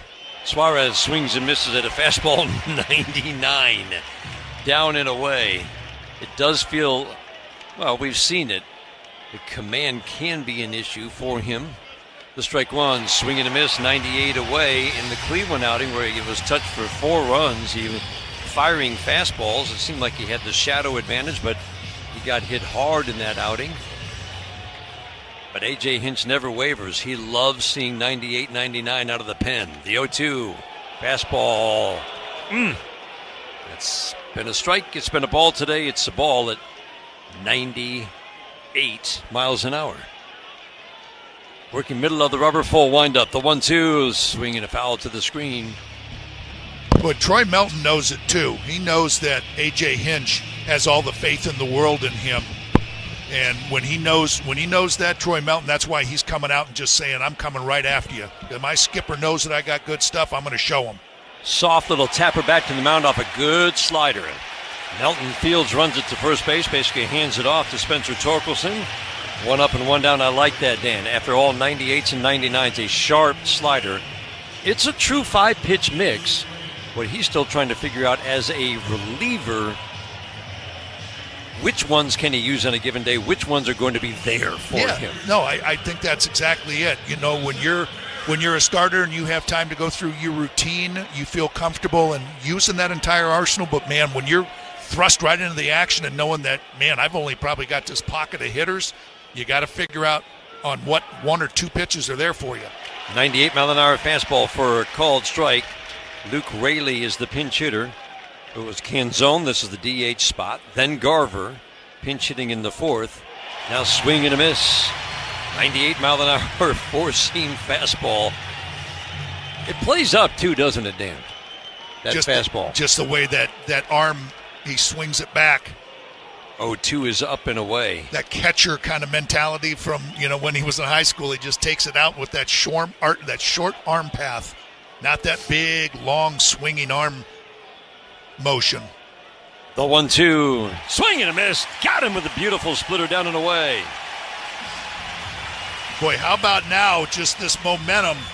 This crowd is back into it, very quiet now, just that instant 3 runs. And then Troy Melton coming out and just going right after these Mariner hitters, and you can just feel the momentum shifting to the Tigers' way. Troy Melton can give you multiple innings, too, swinging a pop-up foul and out of play.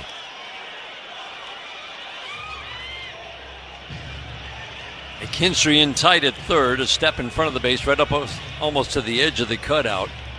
Outfield plays Victor Robles at the plate, a righty to pull.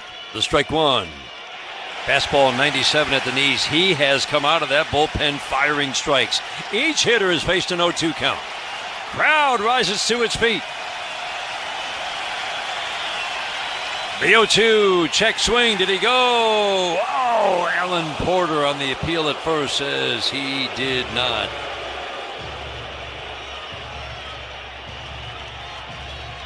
Three game in the 6th. The Tigers have just tied it up. Melton into his motion. The 1-2. Fastball up and away.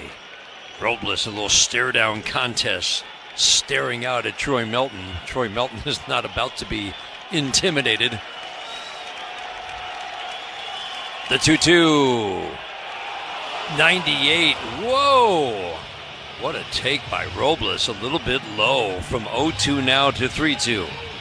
That's like that little, like Juan Soto from the right side where he kind of gets that stutter step coming back out and staring him down. 3-2, fastball low. Wow. Quite demonstrative as he tossed the bat away and looked out at Troy Melton. That's one of those walks you just hate to see. Ahead 0-2 with great stuff. Couldn't find the strike zone with a couple of fastballs at the end. J.P. Crawford at the plate. First pitch fastball 98 has him jackknifing out of the way. This is the key, making sure that stay in the strike zone. Troy Melton as a starter is a premium strike thrower. As a reliever, he's just been more hittable. It's a lot more power when he comes out of the bullpen. The 1-0, swing and a miss, snap throw to first, and Torkelson, a little swipe tag, reaching behind him. He had to grab the throw in foul territory, sweep down with the left hand. Robles got back. Love the back pick.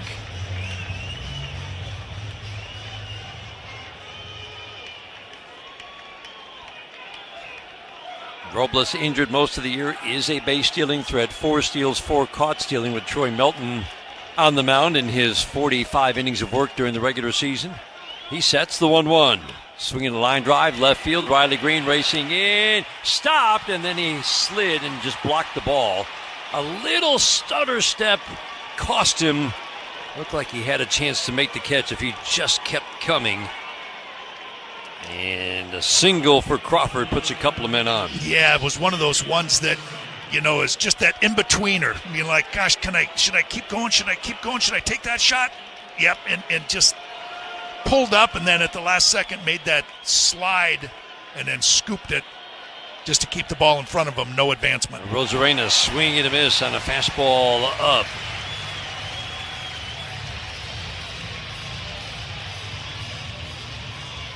Big finish for Rosarena after a tough finish after a very hot start to strike 1. Fastball, strike 2, 98, 99 on the fastball. Well, there's not a whole lot of trying to hit corners here from Troy Melton. He's just rearing back and letting it go. Plenty of swing and miss in this bat. The 0-2 is swinging a high fly ball, playable, softly to center field. Wenzel Perez makes the catch. Troy Melton, the walk and a single with 2 outs, but puts up what you really want to see, the 0 in the shutdown inning. We head to the bottom of the 6th. Hank Greenberg helped popularize the first baseman's mitt, holding a massive 13-inch pocketed glove. That was quickly banned, reducing the maximum size to 12 inches. Paul Richards also developed a black hole-sized catcher's mitt. This ginormous thing, measuring 42 inches in circumference, was known as Big Bertha, or the elephant, for its massive size. It was swiftly outlawed as well.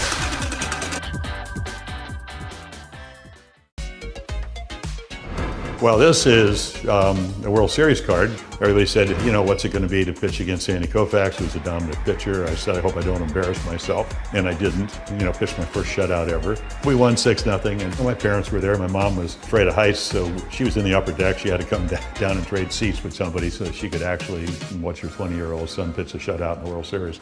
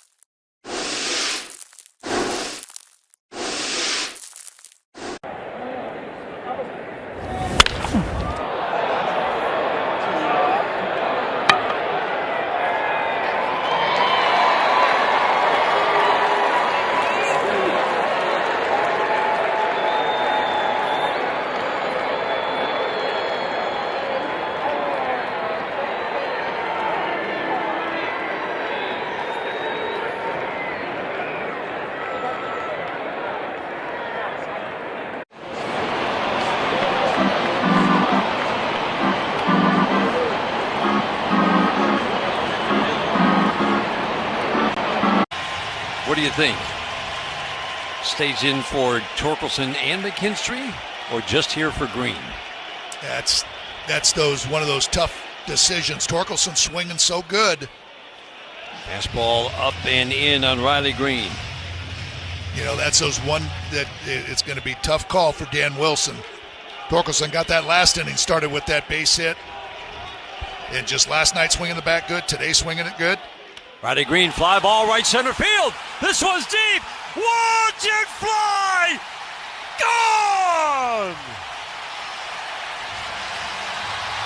How about it? Riley Green's first of the postseason delivers a 4-3 lead for the Tigers in the 6th. Wow, just stayed on that breaking ball. Man, did he hammer that thing right out in that triangle out there, triple triangle. That was 3/4 of the way up those seats out there in right center field. Wow! Gabe Spire had absolutely buried lefties all season long. And Riley Green. Hey, it's Lourdes Gurriel Dawn. That's a nice touch. Pena power. The perils of wearing earrings when you've got netting on the field. That young fan, not a Newtbar fan. What a present for Mom. Oh my goodness, look at this guy. Uso, yeah, Jay Uso, yeah. Ended up just shot putting it. Not blocking, there's nobody on base. There's a little debate for Domo and Kim watching the replay together. That's beautiful, isn't it?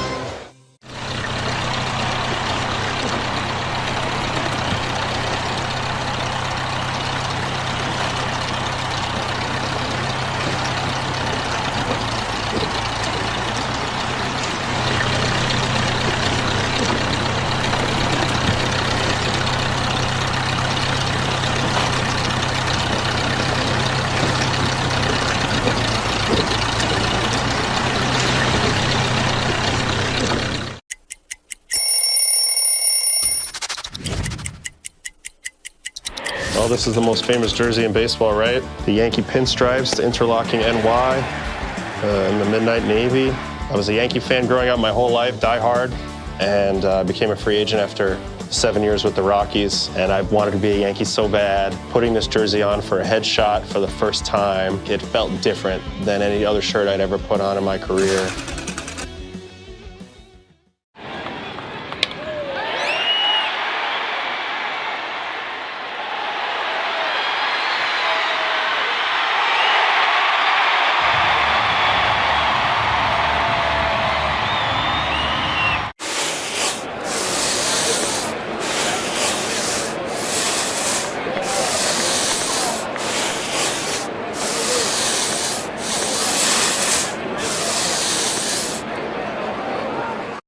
Tigers have taken a 4-3 lead and Comerica Park is alive. Edward Bizardo takes over on the mound, and as we talked about, the three big arms for Dan Wilson at the back end, Brash, Bizardo, and Munoz. If they pitch today, all will be pitching for a fourth time in 5 days. Usually 3 out of 4 is about the max during the regular season. You rarely see 4 out of 5. Postseason, it changes. Torkelson takes a slider low from Bizardo, but Dan, it definitely can impact the freshness of that arm and the life on the pitches from whichever one you're talking about. The 1-0, Torkelson takes a fastball for a strike. Yeah, there's no doubt. And that's why you like the chances of the Tigers in the late innings. In this second half of the game. I mean, Spire, I thought maybe was going to be difficult. He wasn't fooling anybody, and he had the most rest. Ground ball fair down the third base line. Past Suarez. Kicks off the stands. Torkelson cruises into second with a double. He's just swinging the bat so well right now. And you know what? He was the one that was talking about, I just feel like it's one hit away just for us to come back and start passing the baton and just up and down this lineup. And now you're starting to see it. Swing after swing, hitter after hitter. Eugenio Suarez, when the ball went by him, was like, no, that's foul. He was pointing at the dugout like, review it. That is not a reviewable ball. And the third base umpire has to judge whether it went over the bag, high in the air, fair or foul. Not where it lands. Fastball up and in. That was kind of funny, though. McKinstry takes first pitch at strike one. Not a reviewable play. In at the corners, middle of the infield back. Nobody out and a run in on a green home run. 454 feet on the home run. McKinstry takes ball one.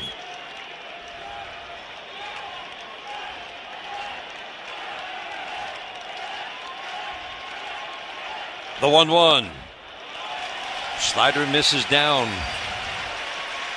That ball from Riley Green, I mean, it almost disappeared. He hit that so far.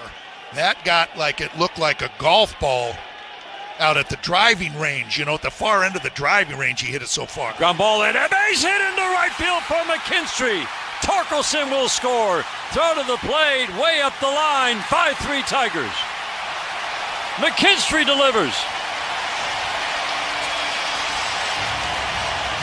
There it is. Again, just passing that baton. But these Tiger hitters have seen this bullpen so much, and they rely so heavily on that slider.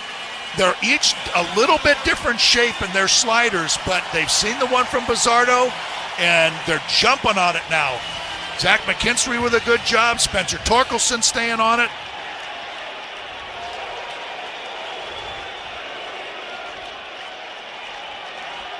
You said it earlier, just get this game to the late innings and stay close. And it was because, even though you knew all these guys were available, working for a fourth time in 5 days, no matter how many pitches you've thrown, right? Working 4 times in 5 days matters. You just knew it was coming, and especially just the familiarity of each reliever to the Tiger hitters. Dingler takes, fastball low and away. Even if you didn't necessarily face that pitcher, right? I mean, if they're facing different pockets, still there can be an advantage to the team having seen that guy 4 times in 5 days. Yes. Dingler doubled last inning. The pitch. A little bit low with the sinker. 2-0 on Dylan Dingler. Last inning, it started with a Spencer Torkelson soft line drive single to center. He was forced at second, then Dingler double. Jahmai Jones pinch hitting, double. Baez single, all 3 RBI hits. Dingler takes fastball on the black away for a called strike one. Tigers were down 3-0. The offense was, well, let's face it, it was silent almost this entire postseason outside of 1 inning in Cleveland. And it came alive at the best possible time. Dingler swings, fouls it back. Oh, he had a rip at a fastball. He was looking for it, fouled it straight back. And then Riley Green against Gabe Spire. That's a pretty good description, Dan. It disappeared from sunshine into shadow. Yeah, you're used to seeing the ball kind of land in the seats. Not that one. It got really tiny. Fastball over to first, and Zach McKinstry called out by Alan Porter. Tigers, A.J. Hinch has his hand up. Looked like McKinstry was arguing that Naylor was blocking the bag with his foot. Tigers are going to ask for a review. Isn't that what it looked like? McKinstry's kind of pointing with his right hand down to the ground like, hey, he was blocking. Yeah, that's what it looked like. I'll call first base. Our first look at replay. It was a good fastball over to first base. Oh, he's saying that his foot. His right foot was blocking his route back to the bag. It did feel like we've only seen one angle so far. You know, but I'm not sure what Josh Naylor is supposed to do. You know, he's not dropping his knee down and blocking the bag.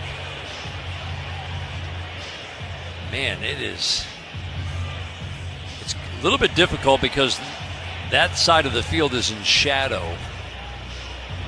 It does look like it was bang, bang. Did you think maybe the hand got in regardless of what the foot was doing? Here we go with Alan Porter. After review, the call on the field is confirmed. The runner is out. Detroit has 1 challenge remaining. Pickoff 1-3. No, Josh Naylor didn't do anything wrong. No.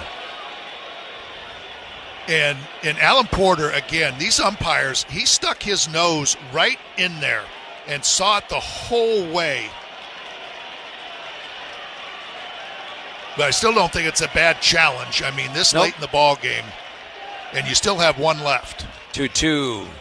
Slider away. Oh, my. Slider away. He must have said Dingler went. He didn't point, though. If that's a called third strike, that's a little bit too far. It was a check swing, so Dylan Dingler strikes out. And just like that, a little momentum killer. Bases empty, 2 outs. Shadows from the roof line now covering the mound. There's a sliver of sunshine in between the last row of the upper deck and the roof line shadow, so we've got kind of a thin strip of sunshine between the mound and home plate. Could be a little tricky for hitters right now. The strike one to Wenzel Perez, swing and a miss, 97 in. No balls and 2 strikes. 5-3 Tigers in the 6th. So important to add on after the Green home run, the Torkelson double and a Kinstry single. The strike 2 away. First at bat of the day for Wenzel Perez. Jones pinch hitting for Meadows in the 5th inning. A.J. Hinch hates to take out Parker Meadows because of his defense early. That was the moment for Jahmai Jones, and he rose to the occasion. Slider bounces, 2 balls and 2 strikes. Certainly been a lot of focus on Riley Green.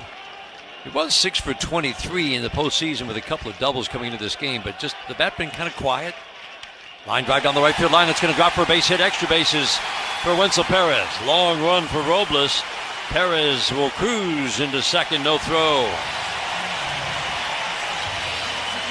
Home run, double, single, double for the Tigers here in the 6th inning. Well, I tell you, I love the fact that Wenzel got a hit right there. He'd been struggling in the postseason, just 1 for 17, and finding himself not in that lineup. So just to get him out in there, playing center field and getting that at bat and getting a double, I mean that could really shoot him off for the big game on Friday. Should the Tigers hold on here? Chance of Javi. Think about the year that he has had and how far things have come. He missed all of last postseason, of course, with a hip injury and then surgery. He takes a pitch up and in. Let's face it, he heard a lot of boos last year. Got off to a terrific start, struggled in the second half with this crowd behind him. Fly ball left field. It's deep. It's got a chance, and it's gone. A home run.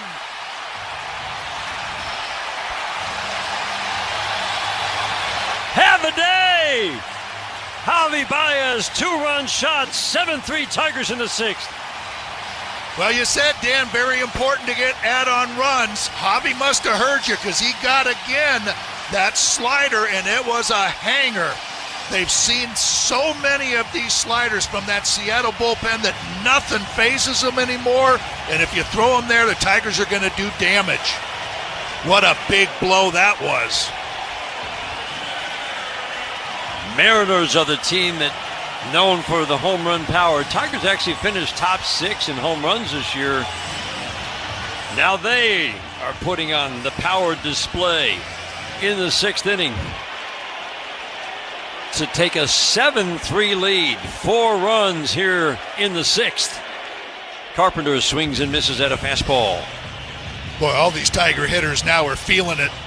That was Gary Carpenter had that uppercut swing trying to just match it, only to the opposite side into right field. The strike 1. Fastball paints the black inside. No balls and 2 strikes. Javi just missed hitting a home run his last time up. Ended up driving in the 3rd run of the inning to tie the game with a single. Now he has a home run. Slider away. 7-3 Tigers in the 6th. Well, what a comeback. You just look at that slider, too, and you're talking about the 4 out of 5 days, and it doesn't have that same sharp bite to it. It's just kind of rolling in there. Carpenter swings and pops it up. Shallow center field. Rodriguez will drift in a couple steps, stop, make the catch. 4 runs in the 6th. ignited by a Riley Green 454-foot home run to right center. We head to the 7th inning. 7-3 Tigers after 6 on the Detroit Tigers Radio Network, presented by Meyer. I'm James Harrington of Feiger Law. As the official law firm of the Detroit Tigers, we congratulate the Tigers for their run to the playoffs. Our Tigers with their... I want to ask you about food. What is something that you have to eat to beat a judge? Oh, Aaron Judge! Send him to Monument Park now! We got some good chefs in New York. They've been cooking up some nice chopped cheeses, and that kind of, it gets you, I don't know if I should tell the kids that. They should be eating chopped cheese before a game. Before the game, probably steak. That's usually what I go to. A lot of steak, no vegetables. No vegetables? No vegetables. Is it straight protein? Yeah.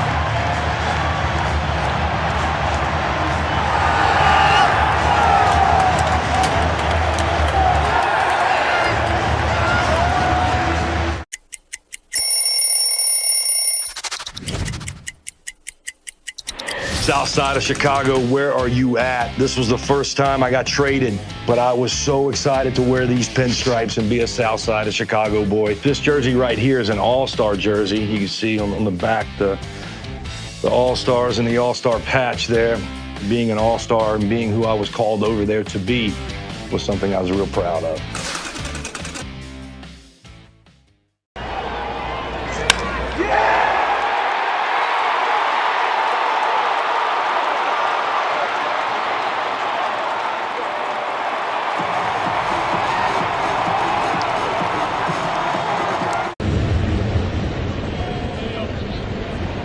Players believed it, and they backed it up. Cal Raleigh swings at the first pitch, pops it up. We've seen this now half a dozen times in the series. Javi Baez under the outfield grass makes the catch. A guy who's done ridiculous damage on first pitches. The Tigers knew that, Dan, and they know he likes to swing. Even though he can draw a walk, they know he likes to swing early, and when he does, it's usually damage. They've done a great job making sure that those first pitches are not just strikes, but quality pitches that are going to get pop-ups or weak outs. It looks like they're starting to go upstairs with him. Fastball strike into Julio Rodriguez.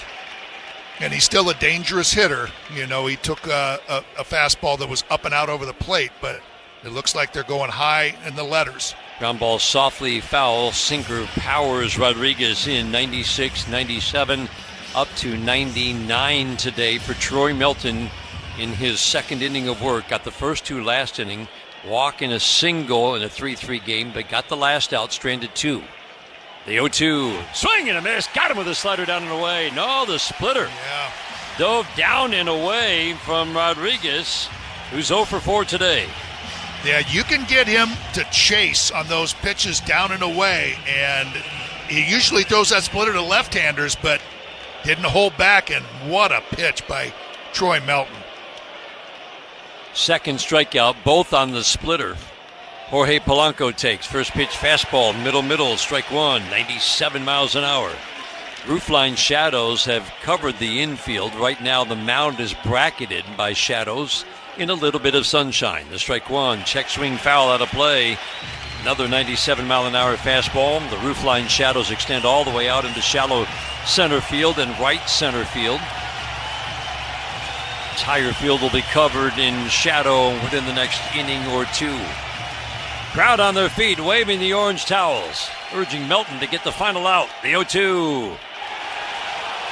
On the outside edge, a splitter gets a called third. Chris Guccione makes you wait. But he goes up with the right hand. Third strikeout for Melton. Ends a 1-2-3. Gosh, we've gone to Sea Dogs games since we were kids. I've been coming to see the Sea Dogs for the last 30 years. Great experience. Everybody here is just bends over backwards to help people out and wish the world was like it is right here at the ballpark. We've always wanted to be more than just a baseball team. We want to be strong, active, contributing members of the community. And I think that effort is seen by the people and the fans, and they want to support that effort.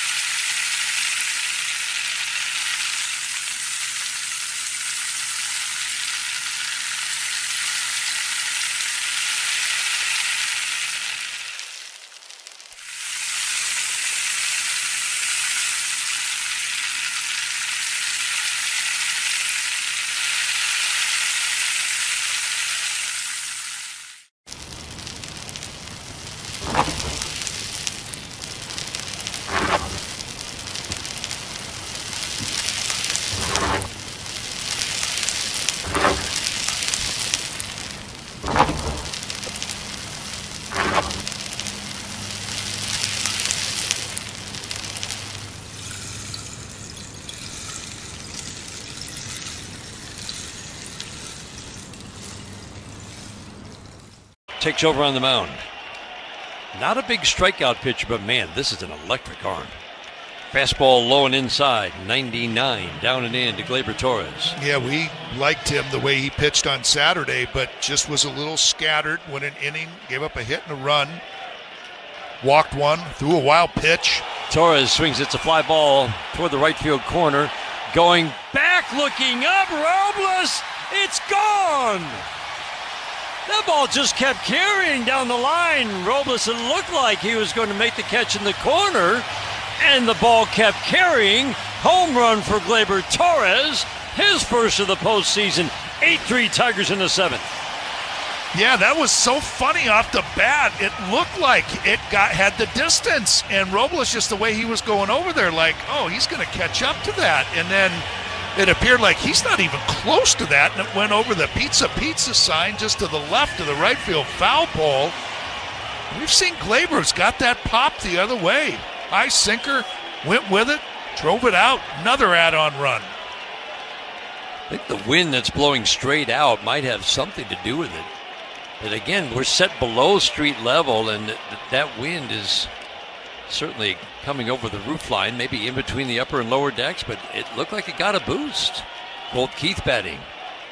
Cutter at 96 for a called strike, quickly falls behind, no balls, 2 strikes. 3 home runs, the last 8 batters. Green, Baez, Torres. The 0-2, 100-mile-an-hour fastball, low and in.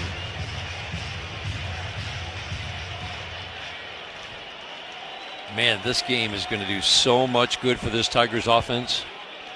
The 1-2, ground ball to first, picked by Josh Naylor, crosses the bag with his right foot into foul territory ahead of Keith for the first out in the 7th inning. 8-3, Tigers on top.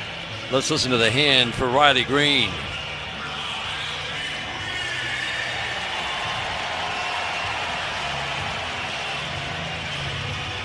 A 3-3 game. The Tigers had just tied it. Troy Melton had just stranded 2 base runners in the top half of the 6th inning when Riley Green, facing an incredibly tough lefty, Gabe Spire, hit an absolute no doubter of a home run. Fly ball deep center field. Rodriguez tracking it onto the warning track in left center. Bumps into the fence gently by the visiting bullpen. Another good swing from Riley Green.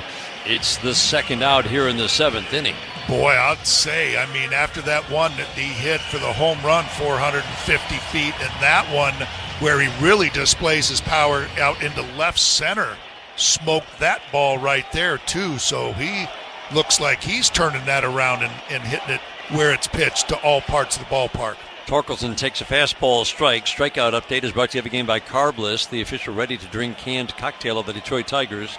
Just 3 strikeouts for Seattle pitchers today, 9 for Tigers pitchers. It's a nice little turnaround. Torkelson swings and misses at a 99-mile-an-hour fastball, trying to go deep. They're all trying now. I mean, they're feeling it. I mean, Kerry Carpenter wanted to join the party. Torque wanted to join the party. He was trying to let it eat right there. The 0-2 swing in a long slicing foul. I do like the fact that several of his best swings in the last 3 days have been a double down the right field line, a deep line drive out to right field, and another line drive double down the right field line. And he had a base hit up the middle to start that rally, and then the double down the line. 0-2, line drive down the left field line, hooking, foul. So again, I mean, using it the whole field. You know, Riley Green is, Gleyber Torres is, Spencer Torkelson. Pitch counts are brought to you every game by Rocket Mortgage. Own the dream. Pitch counts are not an issue. Casey Mize going just 3 today. In an elimination game, the bullpen door opens early, and it did today. Holton, Finnegan, Melton have followed. The 0-2 swing and another foul out of play. 98 riding up and in. Vargas kind of proof that just being able to throw hard isn't the be-all, end-all. His strikeout rate is just 6 per 9, and he's given up more hits than innings pitched. But, man, the Mariners are going to try to figure out what pitch can we give him. They can get a little more swing and miss. The 0-2 ground ball foul down the third baseline. You'll take a guy who can throw 96 to 99 to 100. You got something to work with here, that's for sure. You sure do. I mean, but to your point, I mean, the Tigers are having really good swings. So it's not like they're impressed at all with the velocity. Another 0-2 pitch. Swing and a foul to the screen. Woo, this is a battle. Cutter, 96-97. That's a sinker at 95. Four-seam fastball 100. Works from the stretch first base side of the rubber. 8-3 Tigers are in the 7th inning. The 0-2 swing and a foul out of play. These are really good fouls. That's 99 in a good spot. But again, he doesn't have that put-away pitch, does he? You know what? In that one right there, I mean, Spencer just waited till the last possible second, split second, just to get a piece of that. Seeing it very, very deep. 9th pitch of the at-bat. The 0-2 in the dirt. It is rare to see the 9th pitch of the at-bat be ball one. Right. I'm not sure I've ever seen that before. Torque fouled off 6 0-2 pitches. The 1-2. Swing and a tap foul. Oh, man, he's battling. 90-mile-an-hour slider dips down and away. Takes Torque down to a knee.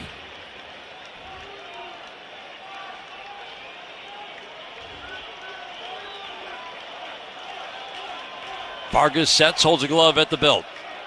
The 1-2, swing and a pop-up from shadow up into sunshine and down into the glove of Eugenio Suarez, who makes the catch near home plate. 11-pitch battle, won in the end by Vargas. Tigers add to their lead on the Gleyber Torres opposite field home run. The end of the 8th inning. 8-3 Tigers on the Detroit Tigers Radio Network, presented by Meyer.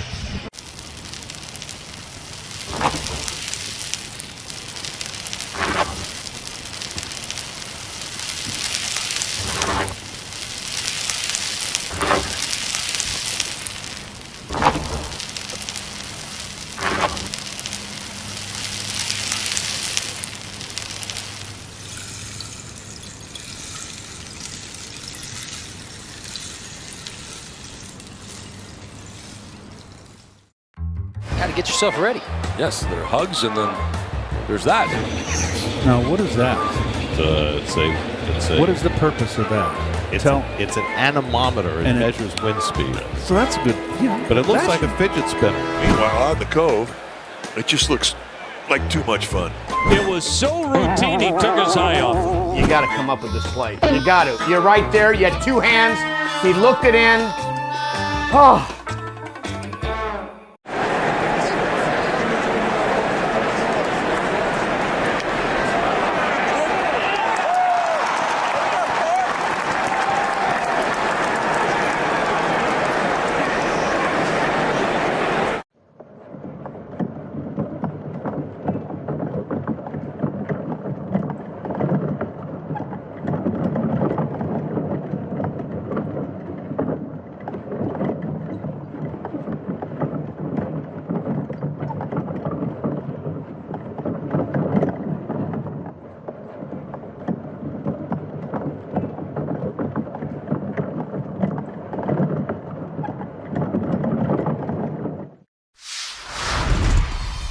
The name of the business is Legacy Catering. We all were talking about how Mom taught us all how to cook. She was a cook at the public school system for ages. So we all started to cook with her, so we decided, to do the business, so we went and figure out what we're going to call it. So we said, let's cook in honor of, our mother. So that's what Legacy came in.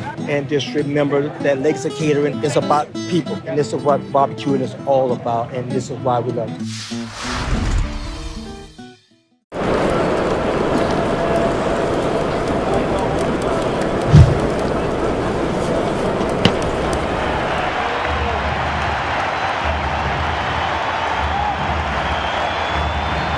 Some scores in the 1-800-CALL-SAM studio scoreboard. Toronto Yankees is a 7 o'clock start. Cubs have taken a 3-1 lead. Bottom of the first inning, trying to avoid elimination against Milwaukee. 3-1 lead over Milwaukee, down 2-0. Game still in the first. Josh Naylor at the plate. First pitch from Troy Melton. Line drive into center field, a base hit. Starting him off with a 97-mile-an-hour fastball, and it's just a good hitter. Third hit of the day for Josh Naylor. And that's okay. That's what Troy Melton has done since he came in, is just not tried to dance around that strike zone. Just, my stuff's good enough. It plays. I'm coming right after you. Last thing you want to do is just try to get too cute and start hitting spots and walking people. Yep. He's just coming right after him. Ideally, you wouldn't want Will Vest to get 6 outs. Fastball strike. Ideally, Troy Melton can get an out or 2. Lighten the workload on Will Vest, keeping him all the fresher for Game 5 if need be in Seattle. The strike 1, ground ball chopped to third, should be 2. McKinstry, low throw to second, Torres to first, 5-4-3 double play, 2 outs. Well, I think that was the sinker. Now it was a four-seamer, but it had that good riding action to it. And just got the top of the ball. Zach McKinstry standing right there. Right around the horn, 5-4-3. Troy Melton loves it. One more out to go to get out of this 8th. Fastball, strike 1, 98 on the black away from Luke Raley. Entered the game as a pinch hitter in the 6th inning. This is the 3rd hitter in the number 7 slot for manager Dan Wilson. The strike 1. Away. This would be the ideal scenario. Get another quick out right here. And then Will Vest only has to pitch the 9th. A.J. Hinch is not going to mess around. He's going to his closer. The 1-1. Splitter misses up and away. What an outing for Troy Melton. 2 2/3 scoreless so far. The 2-1. Swing and a pop-up. This should end it. Shallow left center. Javi Baez backpedaling. Will make the catch. In between Green and Perez. Great job by Troy Melton. We head to the bottom.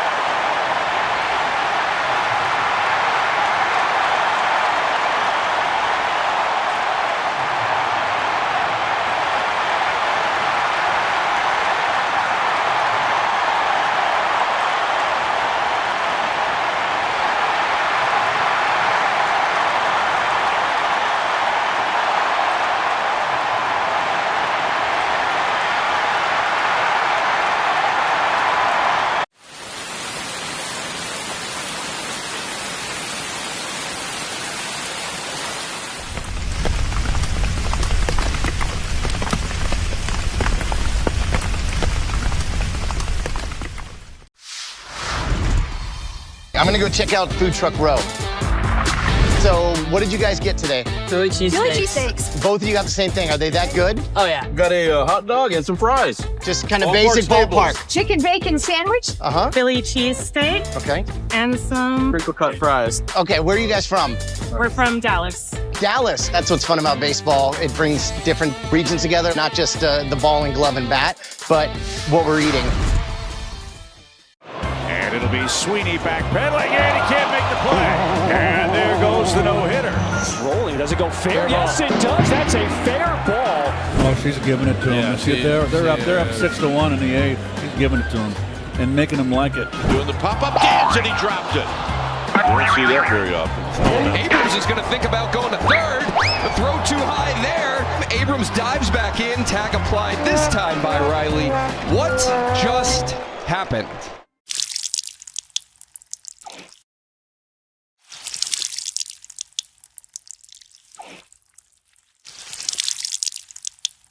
Did he?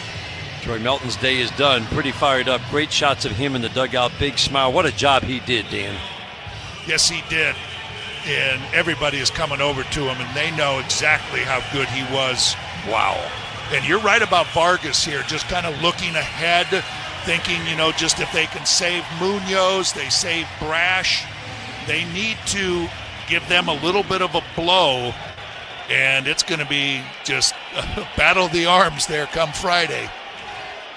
Tarek Skubal against Luis Castillo would be the matchup. Swinging a soft little tap foul.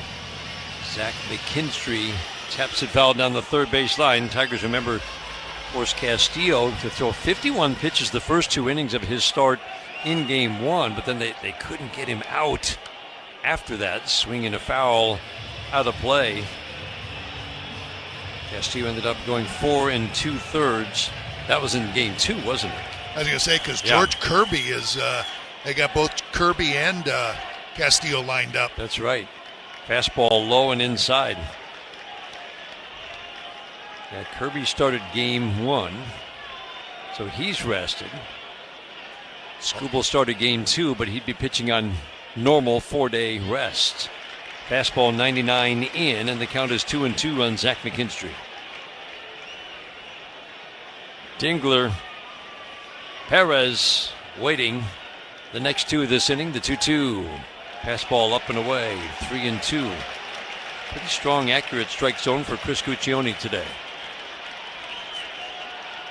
Vargas, the hard-throwing righty, works from the stretch on the first base side of the rubber. Sets, holds a glove at the belt. The 3-2 swing and a soft little tap foul.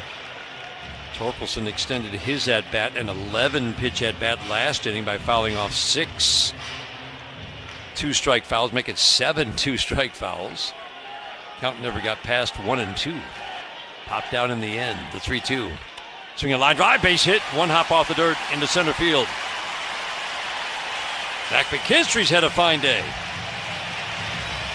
3rd hit of the day, 1 for 19 in this postseason coming in. That's another thing, isn't it good to see him with 3 hits? Wenzel with a double. A lot of these guys that haven't had a whole lot of success, all of a sudden just taking that just in today's game and carry it over to the next one. The most hits the Tigers have had in a game since the second game in New York. They scored 23 runs against the Yankees back on 9th and 10th of September. They had 16 hits. They've only reached double-digit totals 4 times since. 13 hits today. This could be so big for this offense. Swinging a foul straight back. Cutter, middle, foul back. 0-2 on Dylan Dingler. Boy, and if you're the Mariners, too, sitting over in that dugout, you're thinking you're up 3-0. What in the world went wrong? Yeah. What happened? Comeback came against the bullpen. Dylan Dingler takes perfect fastball, bottom rail, 98. Didn't get the call. Spire gave up the home run to Riley Green. Pizzardo gave up 3 runs after that.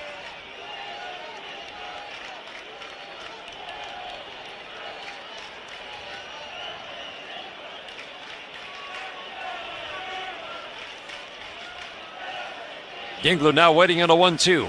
8-3 Tigers in the 8th. The pitch. Soft tap foul on the ground behind home plate. 97-mile-an-hour sinking fastball with some pretty good arm side run. Yeah, it's like it's got that real high velocity, but there's just enough of the ball that they can get the bat to it. So if he makes a nasty pitch with it, they still can foul it off until he makes a mistake. The 1-2 in the dirt, and it gets away from Cal Raleigh. Trickles to the wall behind home plate. Big turn and hold for Zach McKinstry. I love how he runs the bases. Wild pitch has McKinstry in scoring position, and a 2-2 count on Dylan Dingler.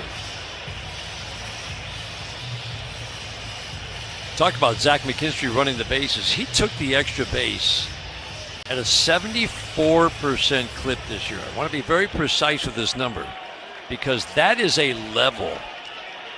League average, think 42%. The 2-2, swing and a tap foul. League average is 42%. How often do you go first to third on a single, second to home, first to home on a double? League average 42. Zach McKinstry was at 74% this year. I was looking it up, Dan. We got the research department on this. There are a handful of players who've been at 70% in the last 20 years, and nobody at 74% other than a couple of players in that time. It's been an extraordinary base running season for Zach. The 2-2, low and away. And that base running, we talked about it a lot, but Dan, it fueled the energy in the dugout and fueled this offense. You know what? And him getting picked off over at first base, you're going to have situations like that. Down and away, fastball away. Another walk for Dylan Dingler. He's had very good plate discipline in the postseason. That's the 5th walk he's drawn. Couple of men on, nobody out. 8th inning, 8-3 Tigers. When you're going to be that aggressive and go for those extra bases like that, things like that are going to happen in those big wide turns. But Dylan Dingler, again, worked that walk by fouling off those tough sinkers from Vargas. Saw 8 pitches. That's what happens when you don't have that swing and miss pitch. Lots of 2-strike fouls, at least sometimes. And the Tigers did that in 2 innings against Vargas. Nobody out. Tigers with a 5-run lead. Dan Wilson's going to make a change while the Mariners go to their bullpen. Tigers leading 8-3. We'll pause for these words on the Detroit Tigers Radio Network. Jason Benetti, TV voice of the Tigers here. I was at the old ball yard the other day and got to thinking. The catcher's a lot like the Rose Home Service Program, always protecting home. The Rose Home Service Program gives you peace of mind and keeps your home pest-free year-round. The program has 3 options, basic, advantage, and premium. Each addresses different needs and budgets and comes with a dedicated technician. Got a pest problem? Rose is the solution. Call the pros at Rose at 800-966-ROSE or visit rosepestsolutions.com. Get ready for Tigers baseball with Carbliss, a premium ready-to-drink cocktail in a can. 0 carbs, 0 sugar, 0 gluten, and just 100 calories a can. Plus less carbonation, which means less bloating and less guilt when drinking. Carbliss offers flavors for everyone, from pineapple, black cherry, or cranberry to classic cocktails like margarita and Paloma. On game day, stop at your local grocery store and pick up a pack of Carbliss for your pregame party and find it inside the stadium to enjoy during every pitch. Carbliss, handcrafted premium ready-to-drink cocktails. Less is more. No matter what your sport, you win with energy efficiency tips from DTE. DTE's online interactive home can help you find tools, tips, and programs to lower your energy bill. Our Insight app gives you real-time information to make changes to reduce your usage. And our rebates put real money back into your pocket. So check out DTEenergy.com/home and you'll score! Savings, that is.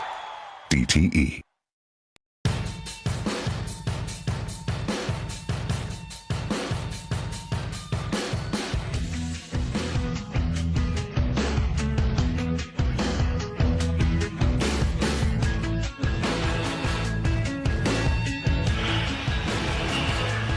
Luke Jackson, what a year it's been for him. Let go by Texas, picked up by the Tigers for just a couple of games. Let go by the Tigers, picked up by Seattle, had a solid finish. Luke Jackson takes over on the mound. The numbers overall in 51 innings, an ERA of 4. It's high walks, low strikeouts. Wenzel Perez at the plate, 2 on, nobody out. Tigers leading by 5. First pitch, slider strike. Yeah, lots of sliders from Luke Jackson. That was one of the pitches that he just didn't quite get going while he was in a short time here with the Tigers. Been a while since he's been on the mound, too, since the last day of the regular season, Sunday, September 28th. Swinging a fly ball left field off the bat of Perez. That's a long run for Rosarena, tracking it. He will make the catch. That's incredible. Zach McKinstry scoots over to third. He reached and snagged it, and I was waiting for that ball to pop out of the tip of his glove, but he somehow hung on. Put a star next to that one, and very good base running by Zach McKinstry. Yes, it was. You know, Zach McKinstry, I kept waiting for it to bounce and hit that warning track and bounce over the left field fence. But he just completely ran it down, and that ball was slicing away from him off the bat of Wenzel. And that's one more example of why he's such a good base runner. Yes. Javi Baez at the plate. The chants from the crowd here at Comerica Park. So fun to see, so great to hear. He's had a big day today. He's been their best hitter, most consistent hitter all postseason. Now 9 for 25. Home run and a single today and 3 RBIs. Fastball high and tight. 1 ball, 1 strike. Tigers were down 3-0 in this game. Scored 3 to tie it in the bottom of the 5th. Scored 4 in the 6th inning to break it open. The 1-1. Soft little tap foul on a slider down. 1-2. Torres with a couple of hits, including a home run. Riley Green only 1 hit today, but man, was it a big one. Broke the 3-3 tie. A monster shot to the right center field seats. The 1-2. Ground ball chopped softly to third. Suarez will charge. Fire down to second. 1. Relay to first. Not in time. Javi Baez busts it down the line. Tigers add a run. McKinstry crosses the plate. Bang, bang at the base. Seattle may challenge. Dan Wilson, the manager, with his hand out. And he says, play on. 9-3 Tigers. You know what? That is for Dan Wilson, I mean, because he was clearly safe. And, I mean, you're still got your challenges left, and you could just extend this game a little bit more and say, you know, hey, let's take a look at it. But that's not what that's in there for. And he quickly just said, nope. He was well beyond first base. Boy, Javi put his head down and busted it to first base. Kerry Carpenter, backdoor slider for strike 1. 9-3 Tigers in the 8th. Zach McKinstry, give a lot of credit for that, for tagging up to get over to third to score on that ground ball right there. A lot of guys are a third of the way or more to third base because it looked like it might get over the head of a Rosarena. And it took a great catch for him to make the play. But Zach McKinstry knew if it did get over his glove as he went back to second, that he could still probably score. Just great base running. Advancing to 90 feet, adding on a run. The 1-1. Carpenter swings and misses. Curveball on the back door. 1 ball, 2 strikes. 0 for 4 for Kerry today. 1 for 16 in the series. That 1 hit was a rather large home run. Early in the game, 1 win. The 1-2. Swinging a high fly ball softly into center field. Rodriguez in a few steps makes a catch. Tigers add a run. RBI for Javi Baez. He's got a 4 RBI day. Tigers 3 outs away from closing this one out and forcing a game 5. 9. And if you want a Cy Young, 73, 5, and 6, I've got an extra 5. And then it says, has worked as a TV commentator. You know, and I did start back in 1978. I did the Yankees and the Red Sox playing the 1-game playoff. And ABC said if the Yankees win, Reggie will play, and then you'll go broadcast with Howard Cosell and Keith Jackson. And that's how I started my broadcast.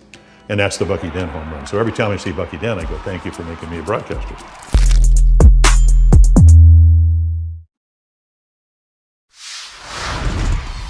Do you guys make your own brisket here? Yes, we do.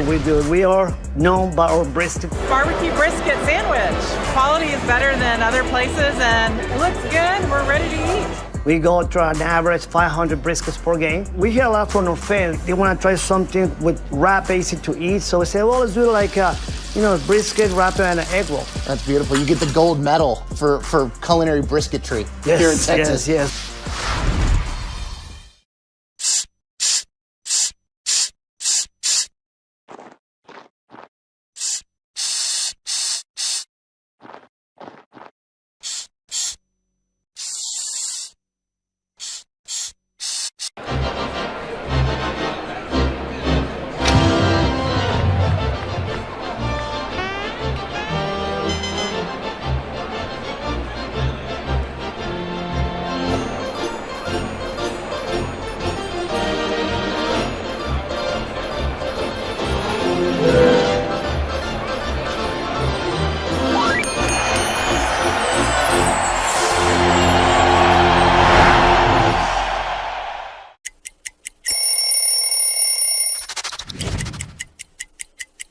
beauty of this jersey is the feel, the texture, the thin, the stitching is heavy, so you kind of feel that jersey that was very heavy. Check it out, the last name and the number, they have a little glitter on them, so they kind of stack up. It just feels right.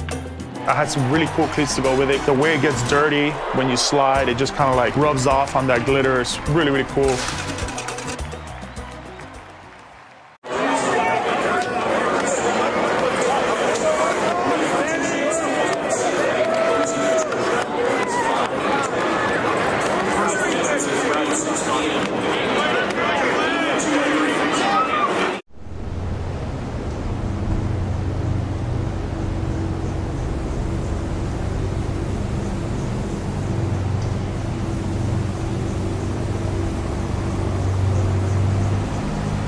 Really good outing and shaking everybody's hand. Almost everybody on their feet here at Comerica Park. 9th inning, 9-3 Tigers. 13 hit attack, 3 home runs. Victor Robles takes fastball strike on the outside edge. He's walked twice today. Both of those walks that he drew, that plate appearance started with an 0-2 count. McKinstry even the base at third. Torquing a little bit at first, middle of the infield, back in the outfield, plays him almost straight up. The sun only a factor for Riley Green, really in left, and a little bit for Wenzel Perez in center. Sinker fouled back, no balls and 2 strikes.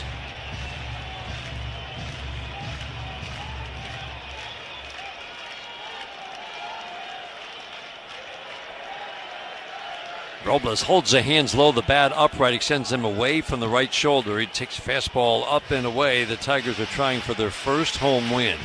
It sounds so strange. In over a month. Yeah. September the 6th, they've lost 8 straight at home. They've lost their home field advantage. They got it back today. They are certainly hoping with a Game 5 win that there'll be a couple more games. Maybe several. Back here in Detroit. Ground ball to second base. Gleyber Torres will wait for it. Scoop the knee-high bounce foot to Torkelson. 1 out in the 9th inning. 9-3. Tigers on top. Tarek Skubal gets the Friday start. And as Dan mentioned, really either pitcher, probably Kirby, I would guess. I would think so. Or do you go with the veteran? But you've got both of them. You've got both of them. That's the thing. They're going to be loaded with arms and with innings.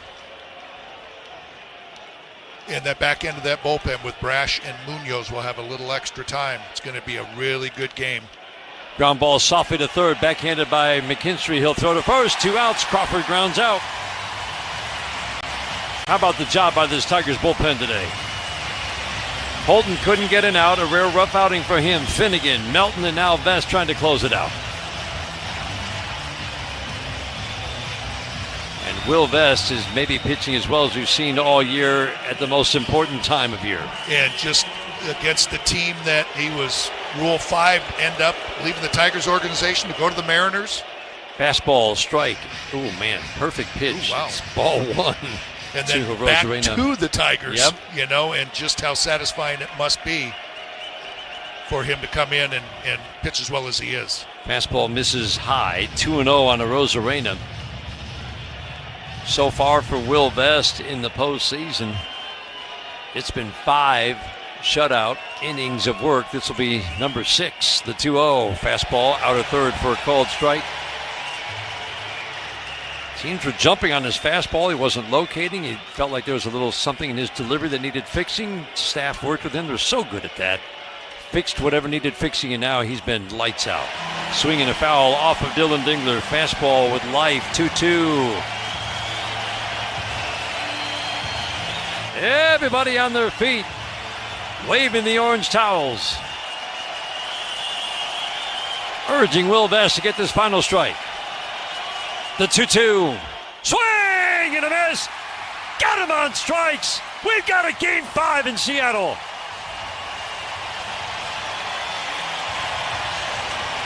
A hug from the catcher, Dylan Dingler. Tigers pour out of the dugout for the receiving line. Tigers answer back. Down 3-0. 7 runs in the 5th and 6th. Home run power today.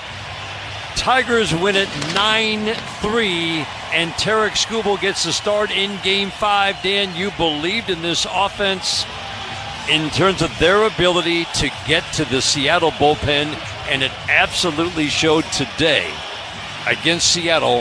Relievers have been used a lot. Yeah, you know what, but give the Tigers a lot of credit, too, for not getting discouraged when it was 3-0, and they hadn't won a game in so long at Comerica Park.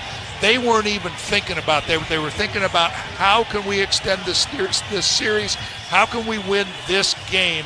And boy, did they ever come back and make a statement and get ready for Friday. That's going to be a lot of fun. Seattle is a loud, lively ballpark. Just fun to see these Comerica Park fans have a chance to get loud and lively today. Tigers down 3-0, and